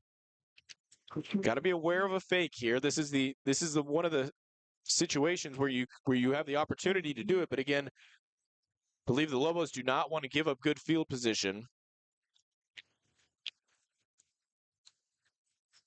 The punt is away. Not a great punt. Takes a bounce and it rolls generously for the Lobos down to the 13-yard line. So the Corsair defense provides a stop, and now you need anything from the Corsair offense.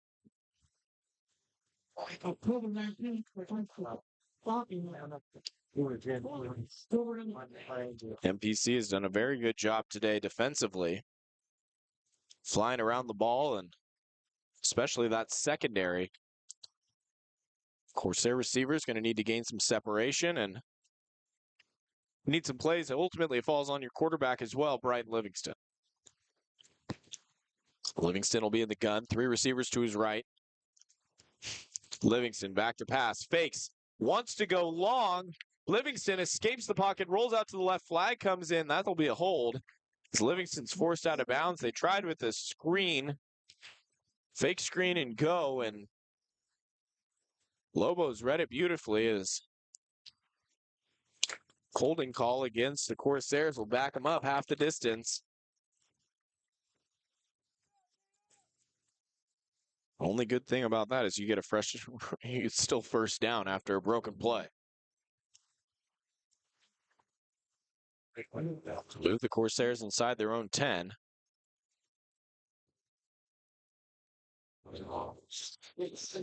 Mark them down at the 7. Got to get out to the 24.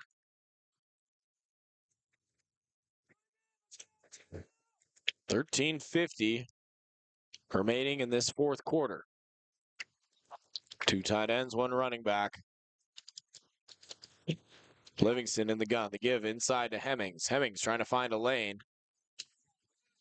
Falls forward about a yard short of the original line of scrimmage. Bring up 2nd and 11.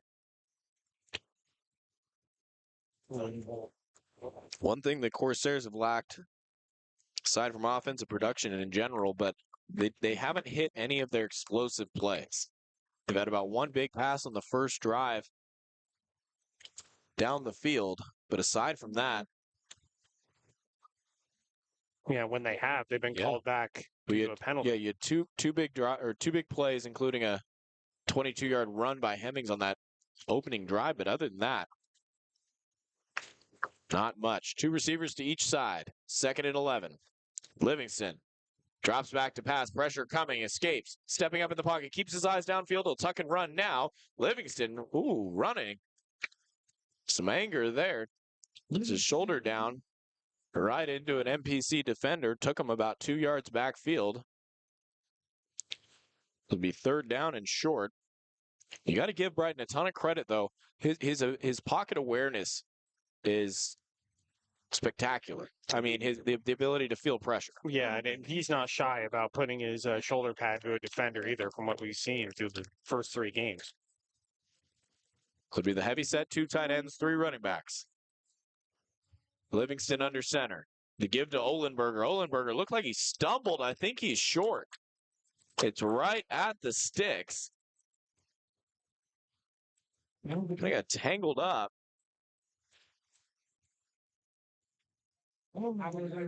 MPC staff signaling 4th down. Redwoods signaling for a 1st down, and it is.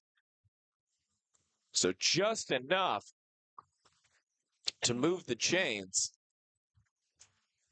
We're under 12 minutes to go. Again, Corsairs need 2 scores.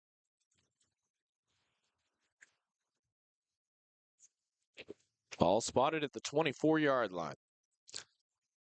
Livingston in the pistol. 2 receivers to his right. Hands off left to Hemmings. Hemmings trying to find a lane. Breaks an arm tackle. Falls forward. Gets about 8. I'm going to say forward progress was enough for a 1st down. So in far side of the field, that initial contact behind the line to gain, but Isaiah Hemmings keeping those legs churning. One of the few times the Corsairs have moved the sticks on first down.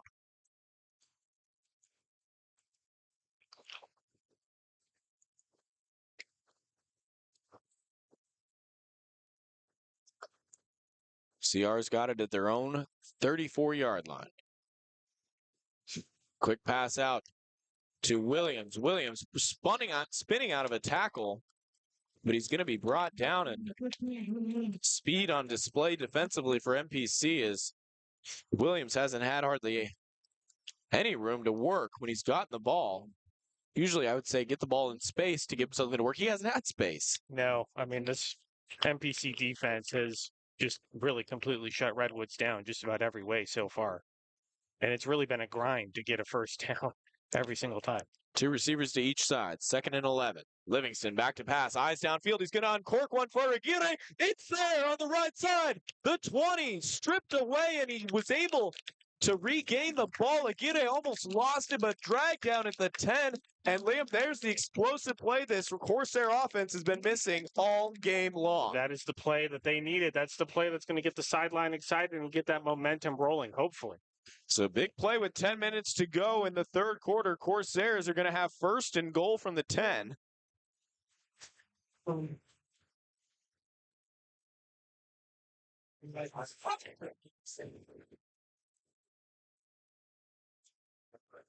You got to convert here. 1st and goal, 9.5 to go. Corsairs down 14-0. Brighton in the gun. He's got two receivers to either side. Livingston back to pass. Pressure coming. He's going to roll out to his right. Going to throw and caught, but out of bounds. We got a flag in the backfield. And the Corsairs cannot get out of their own way with the penalties.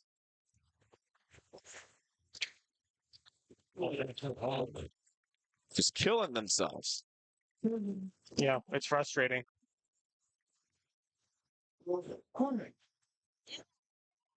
To back them up to the 20-yard line, 9:17 to go. You pretty much need a touchdown right here. Yep. You're right. Got 4 plays and 20 yards.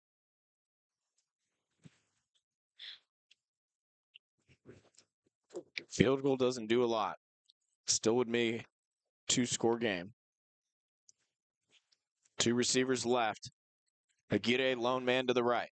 Showing pressure, here it comes. It's going to be a flea flicker reverse. They've got Livingston wide open on the right side. He caught it and slid down. Little Philly special action. Picks up 18 on 1st and goal. CR's down inside the 5. Sometimes it takes a little trickeration to get things going. Absolutely, and that's what, we saw them show the Wildcat. But breaking out a little Philly special there. They've got the ball down to the 4.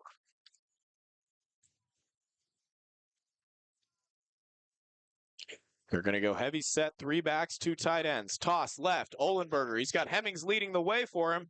Stuffed and driven backwards.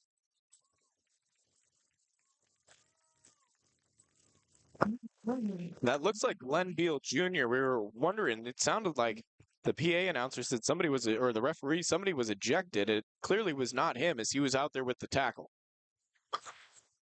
So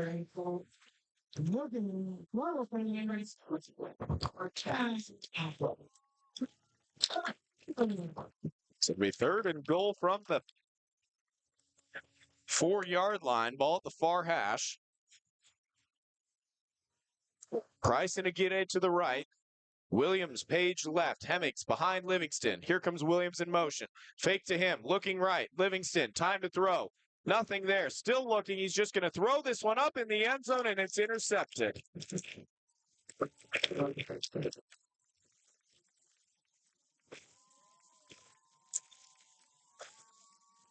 Livingston threw it off of his back foot. Didn't get enough on it to throw it away. It's picked off by the Lobos. It's kind of a similar situation to that fumble he gave up where he's just trying to be a hero and do too much. And unfortunately, it resulted in a turnover. That's a play your coach is telling you can't take a sack there. But again, he tried to throw it out the back of the end zone. It seemed like he could have just tried to go to the sideline to get rid of it. But again, in the moment, that's a hard hard decision to try and make. Yeah, easy for us to say. Yeah, Noah Gary was the one who came away with that pick.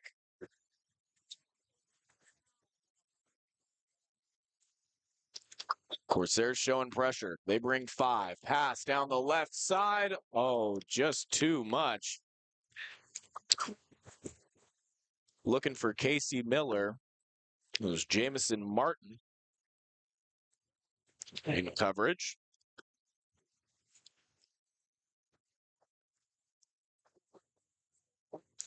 .744 to go, fourth quarter, 14-0. Lobos with the lead, and the Corsairs had their explosive play and turned the ball over inside the red zone as they're going to give inside, and all over that one is the Corsairs. Front 4, that's Ioane and Long.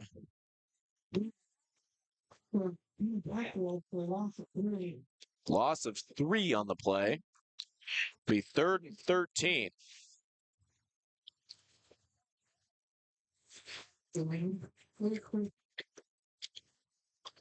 Stop here would be absolutely huge. And on the other side, a conversion would be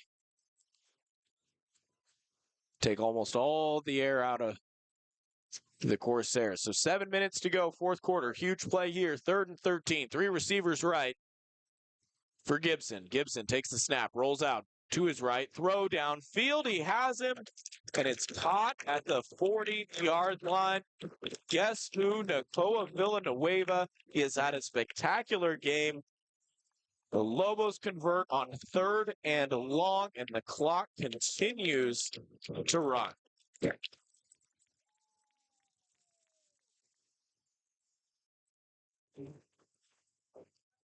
Tiller. Yep, that hurts. That hurts a lot. Well, they can kill a lot more clock, obviously.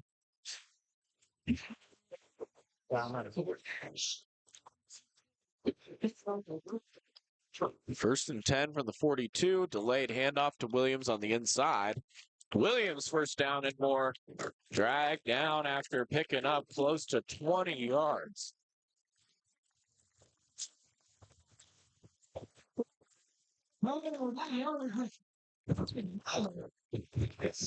Monterey Peninsula continuing to move the ball.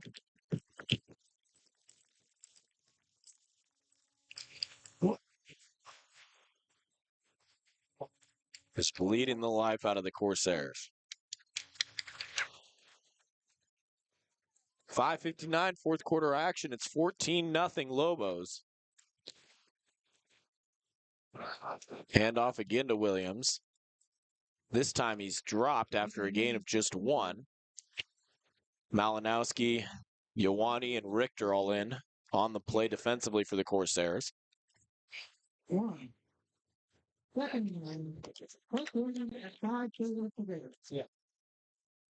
we don't have a visible play clock to us. It's going to be kept by the referee.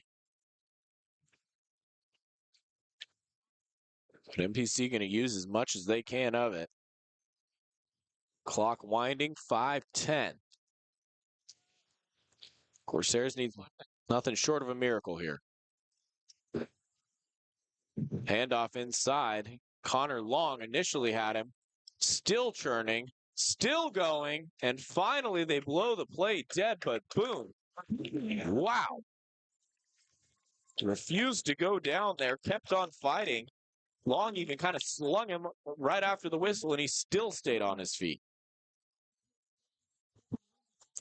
It's been a two-headed monster of Ethan Williams and Curious Boone. Pair of dynamic quarterbacks in Eric Gibson and Mikhail Brooker and Villanueva. 3rd and 5. Ball spotted at the 34-yard line. 2 running backs, 1 on either side of Gibson. Corsairs showing pressure from the secondary. They don't bring it. Back to throw. Pass right down the middle. Wide open. Touchdown, Lobos. And that will just about do it. Touchdown strike to Casey Miller. Sophomore out of Mariposa, California. 3 passing touchdowns for Eric Gibson in a 3-score game with 4:30 to go.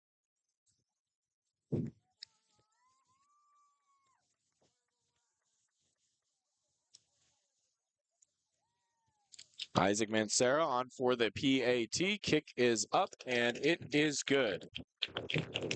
So 4.5 to go in this one. Might be all over for the Corsairs. We're going to go ahead and take a 30-second timeout. The final 4.5 minutes when we come back on ESPN 107.3.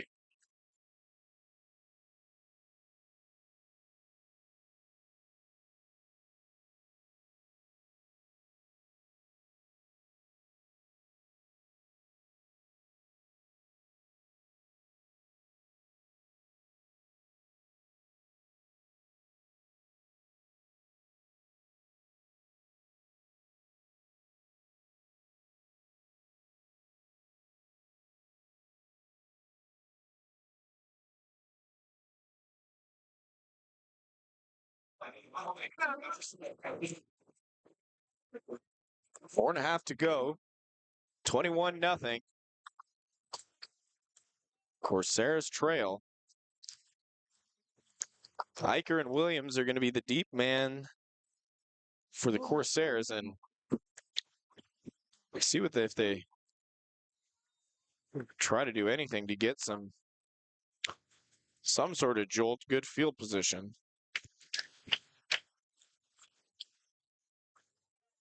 Ball's handled at the 10 on the kickoff. Still going, dragged out close to the 35. Excuse me, not Eicher. That's Elijah Brown Kendrick. We got flags all over right in front of the CR sideline where the tackle was made.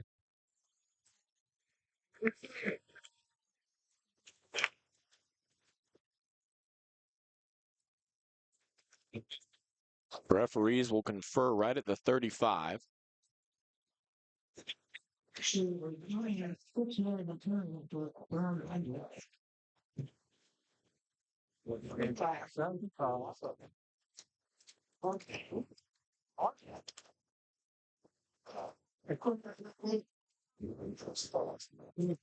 So it's targeting with an ejection against Monterey Peninsula College. Yeah, and unlike FBS, there's no replay confirmation of that, so that will stand no matter what.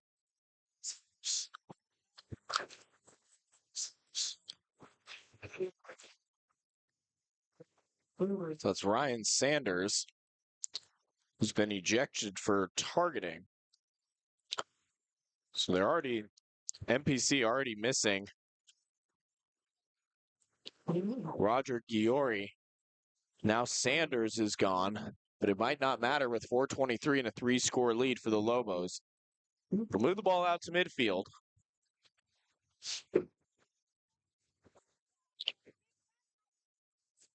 Corsairs on that last drive had a huge pass completion to Aguirre, but were unable to put it in the end zone and ultimately turned it over. Need some magic here. Livingston back to pass, pressure coming, steps up, throws far side, complete to Eicher.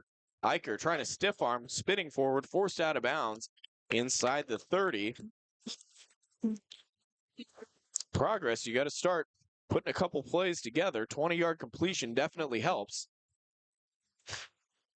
As the clock continues to run. Ball will be spotted at the 30. Livingston rolling out to his right. Eyes downfield. Gets behind the line of scrimmage. Now throws. It's completed to Williams. Williams rocked and lost the ball. Dang. Oh, my goodness. If Nate Keys out there right away, it's not good, especially with the score the way it is. It's the offensive lineman now going to confront the MPC defender.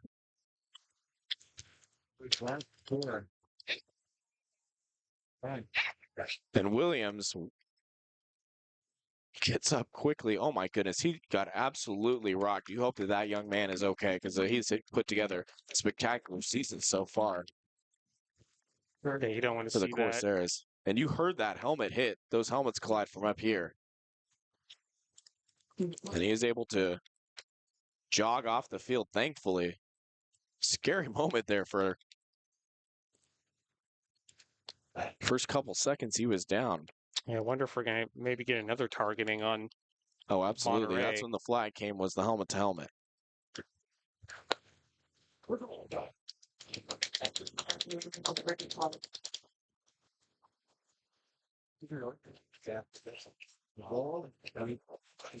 So they're going to rule the pass incomplete. And that's what Coach White is arguing with the referees. He's yelling from out at the numbers. So the original line of scrimmage was the 30. The ball should be spotted at the 15-yard line.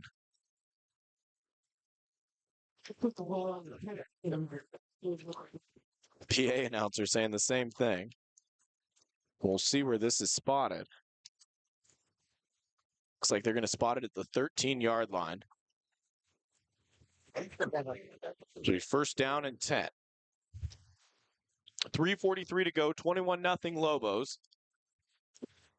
Williams able to jog off under his own power after that hit. He's right by Coach White. He wants back into this game. 3 receivers right, 1 left. Snap to Livingston. Handoff left for Hemmings. Hemmings with the blocker. Cut up field at the 5. Jump cut and extends. Is he in? Yes. Touchdown, Corsairs.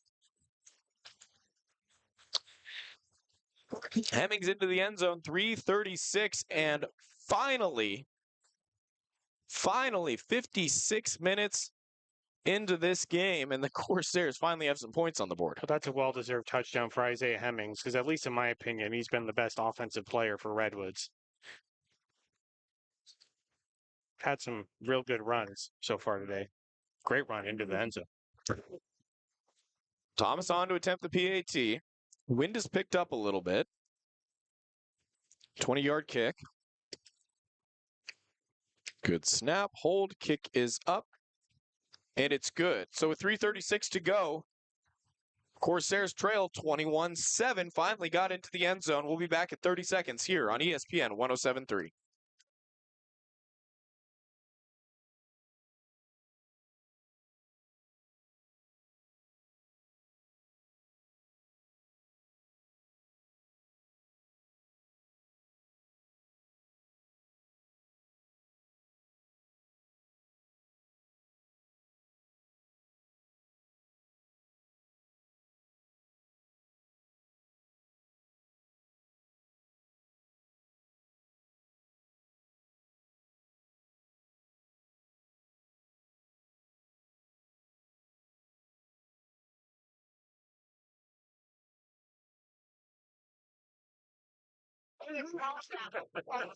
So 21-7, 3:36 to go.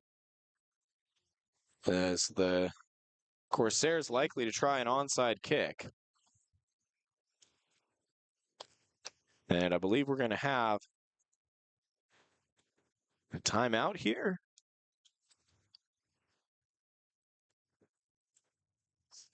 So they're trying to get the personnel situated. Andrew Allen, number 10, getting organized. Thomas, onside kick attempt. Far side of the field. Job bobbled, but fallen on by the Lobos. They'll take over in Corsair territory. College of the Redwoods, 3 timeouts. But with 3:35, probably going to need an onside kick on if they're able to get the ball back and score. So slim chances, but again, this beautiful game of football, anything is possible. MPC will take over at the Corsair 48. Corsairs need a 3 and out. Gun for Brooker.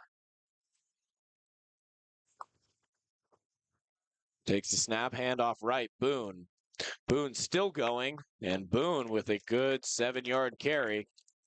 Connor Long's the one who finally brought him down. And Jason White not electing to use a timeout here.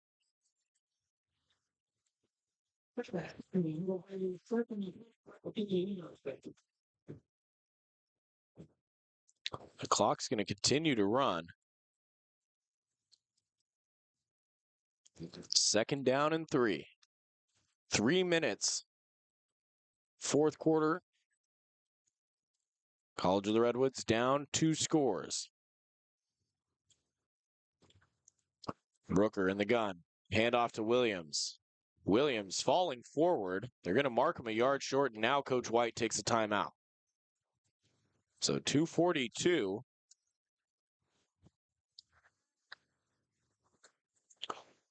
It'll be third down and inches. Liam, you got to have it here if you're the Corsair defense. Yep, you got to have it. You got to get the ball back and score, or at least create some positive momentum going into the next game. Regardless of what the result's going to be. I don't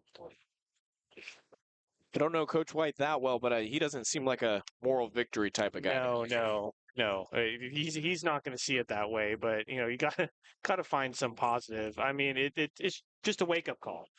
I mean, the thing about playing 2 easy games to start the season is when you play easy opponents, you don't really see how you measure up very well, against other opponents. And I think, they'll, after this game, they will get back to practice during the week. This is a great coaching staff. They'll figure it out and they'll get right back to it at home next week. And I think they'll be a lot better. So 2:44 after the clock is adjusted.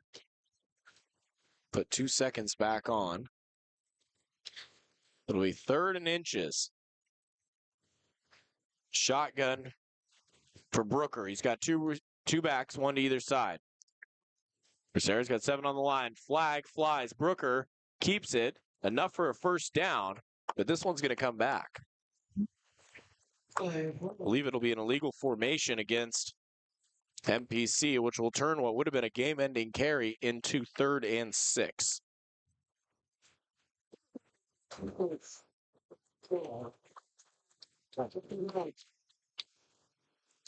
So a mental mistake by the Lobos at a critical point.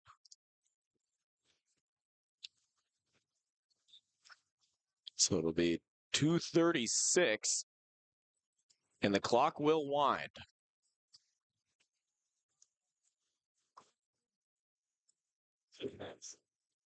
So the Lobos want, they can take this down to the 2-minute warning, and I believe they will.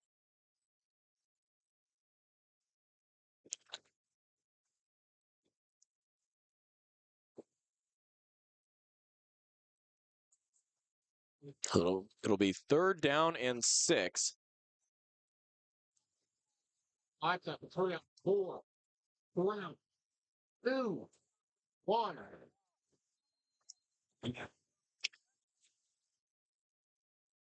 And we've reached the 2-minute warning. We're going to go ahead and take a 30-second timeout. Final 2 minutes coming up on ESPN 107.3.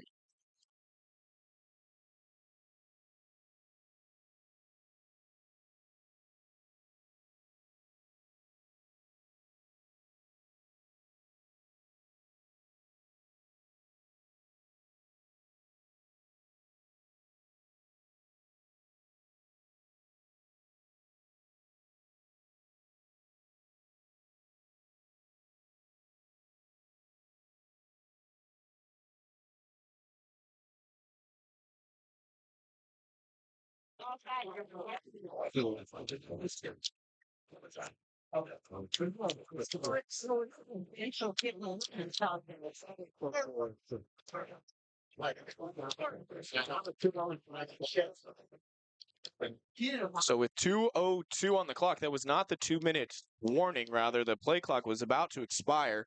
MPC had to burn a timeout. So it'll be 3rd down and 6. Brooker in the gun. He's going to hand it off right side, and that's the game. Boone breaking a tackle. Boone will go all the way into the score.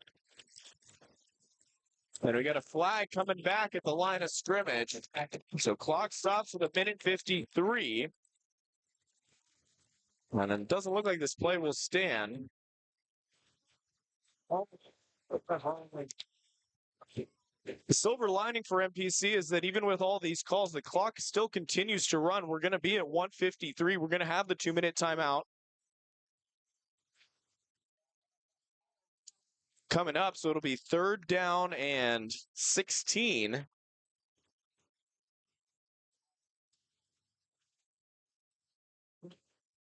But this should be the 2-minute warning.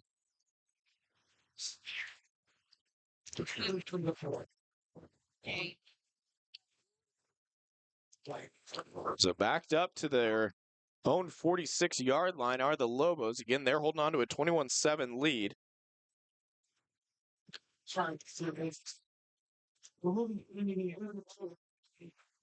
Looks like we're never got an official signal from the referee, so we'll just go ahead and keep it here so we can get you this 3rd down call. But we're in the 2-minute warning. And Liam, a lot to should the Corsairs be unable to pull off a miracle, get a lot to learn going home and getting ready for San Jose City next week. Yeah, that's the positive. It's a learning opportunity. It's time to figure things out and see where your deficiencies are as a team. And like I said, I think this coaching staff is really good at making adjustments from game to game. And so I fully believe they'll be better next week back at home. And let me get this correct, but give MBC a ton of credit here today. So it's of course 1:53, 3rd and 16, empty set. Boone comes in motion, and Brooker's going to keep it dropped in the backfield. Leotawa with the stop. Timeout, CR. That'll be their 2nd timeout. So with the CR timeout, we're going to go ahead and take a 30-second break with them. Right back here, 4th down upcoming on ESPN 107.3.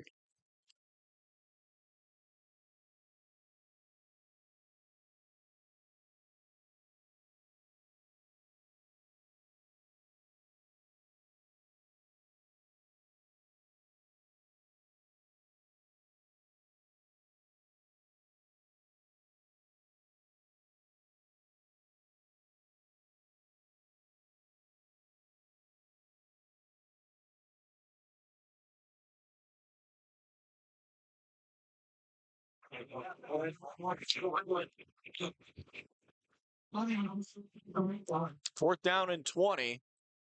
Minute 47. Williams deep for the Corsairs. Good snap, pressure coming, kick is away, knuckleball. Williams is going to handle it at his own 25. Makes the first man miss, breaks another tackle. Williams looking for a block, trying to cut back. Williams escaping and finally brought down at the 37-yard line. Corsairs will send the offense back out. You need a miracle touchdown and an onside kick. So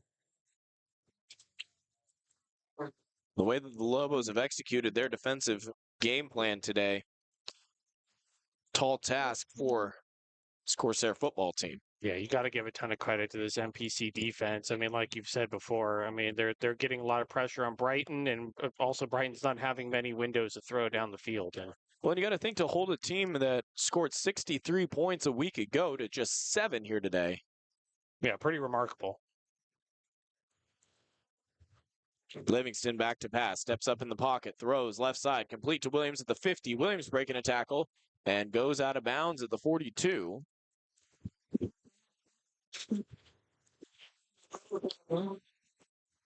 So Fat Williams puts the Corsairs down to the Lobos 42.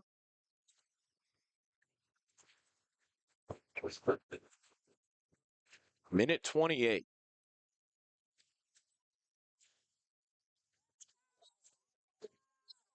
CR has 1 timeout left.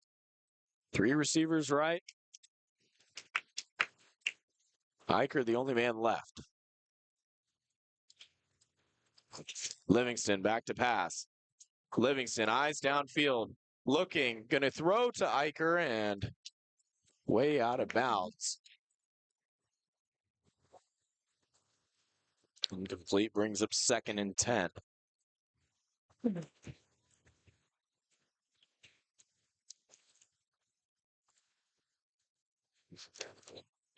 So minute 20 to go.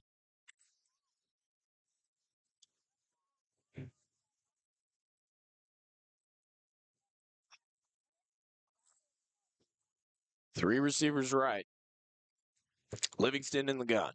Drops back to pass. Pressure coming. Quick throw left. Behind Iker. Running a curl route. Yep. Some extracurricular activity, but behind the line of scrimmage. Looked like linemen on both sides are getting into it.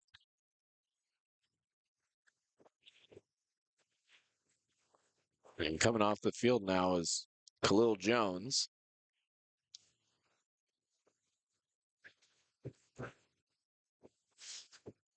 Looks like it'll be a personal foul against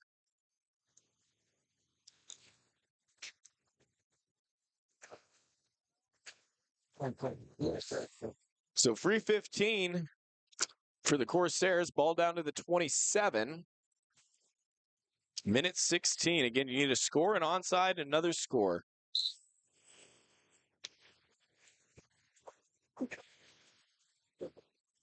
Three receivers right. Pressure coming from the right side. Picked up. They didn't get the D lineman coming right up the middle as Livingston goes down. Timeout. Livingston is still down on the field. He's pounding the turf. That's not good. You don't want to see that. So with the timeout called and Livingston down, we'll take a 30-second break here on ESPN 107.3.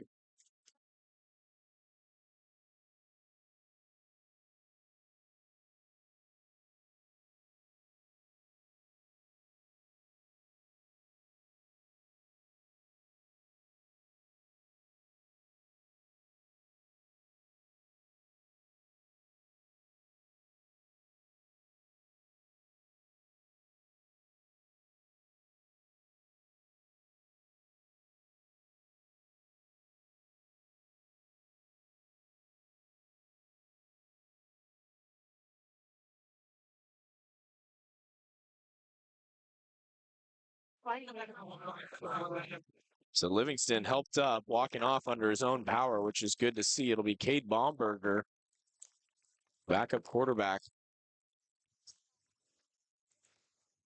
set to enter the game. And rode down in the van with Baumberger. And fun fact, Liam, that I think everybody needs to know is he is a fellow Oregon State Beaver fan. You were very happy when you found that out in the van. So Baumberger on in relief of the injured Livingston. And hopefully he's going to be all right. We're already looking forward to next week. Baumberger in, throws right, pass, caught, inbounds by Aguirre. That's short of the line to gain. Clock continues to run now under a minute. Corsairs got to get on the ball and go. 3rd down and 7 upcoming. With the first down, doesn't matter a ton. You got to get one towards the end zone. 3 receivers left. Baumberger takes the snap, looking left. And throwing short, tip, deflected, intercepted off the hands of Paxton Page. Going the other way. Hemmings giving chase. Baumberger as well. Going back the other direction, and it's going to be brought down at the 2. Interception by Drew Molinari.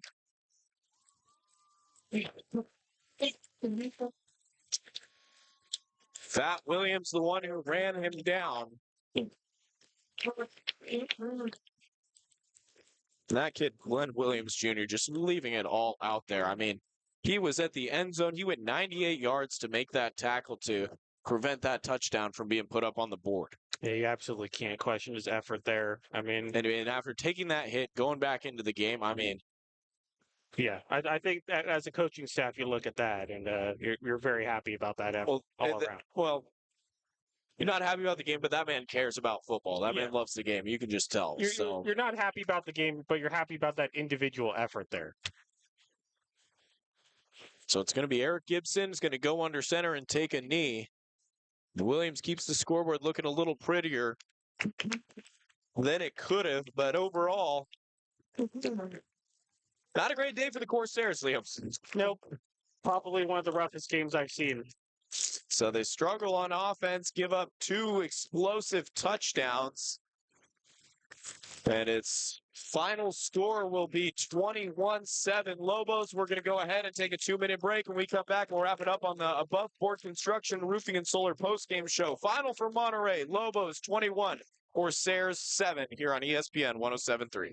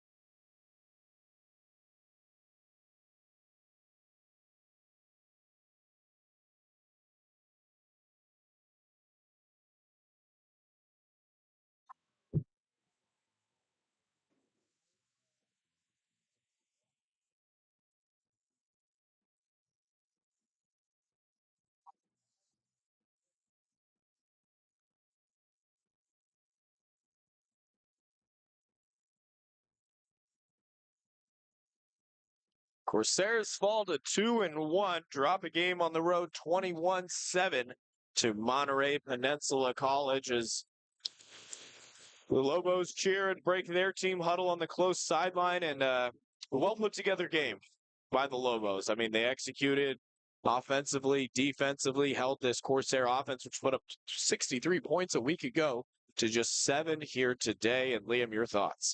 Well, Monterey showed what level Redwoods needs to get to be the top of the conference. I mean, yeah, they were just great just about every facet of the game. They made 3 big plays, which were obviously the 3 scores. Defensively, they pretty much shut Redwoods down, except for that 1 touchdown. Yeah, I think this coaching staff, they'll figure out what needs to be done. There's a lot to be learned from this game, and I think they'll come back stronger next week. Well, the beauty of it is that it's just game 3. So you've got the rest of the season ahead to regroup, and you get to go home for a week. So two straight home games after this one. So yeah, looking forward to being back home. I think everyone is looking forward to that. And the Corsair staff coming into this one absolutely knew that this was going to be their toughest matchup of the year. Lone scorer today for the Corsairs, it was Isaiah Hemmings on the ground. Got in late in the fourth quarter, but it was 56 minutes of shutout pitched by that defense of the Monterey Peninsula College Lobos. Liam, take a look ahead at the schedule for the Corsairs going forward next Saturday. They will be at home hosting San Jose City College. That game will kick off at 1 p.m. from the Redwood Bowl. And then Saturday, October 5th, they host Chabot at 2 before going on the road. A pair of road games with some bye weeks in there against Los Medanos and Yuba. So you got a long schedule ahead, but a lot of mistakes to clean up for the Corsairs. Going home, they fall to 2-1 on the year. So for not much else to add to this one.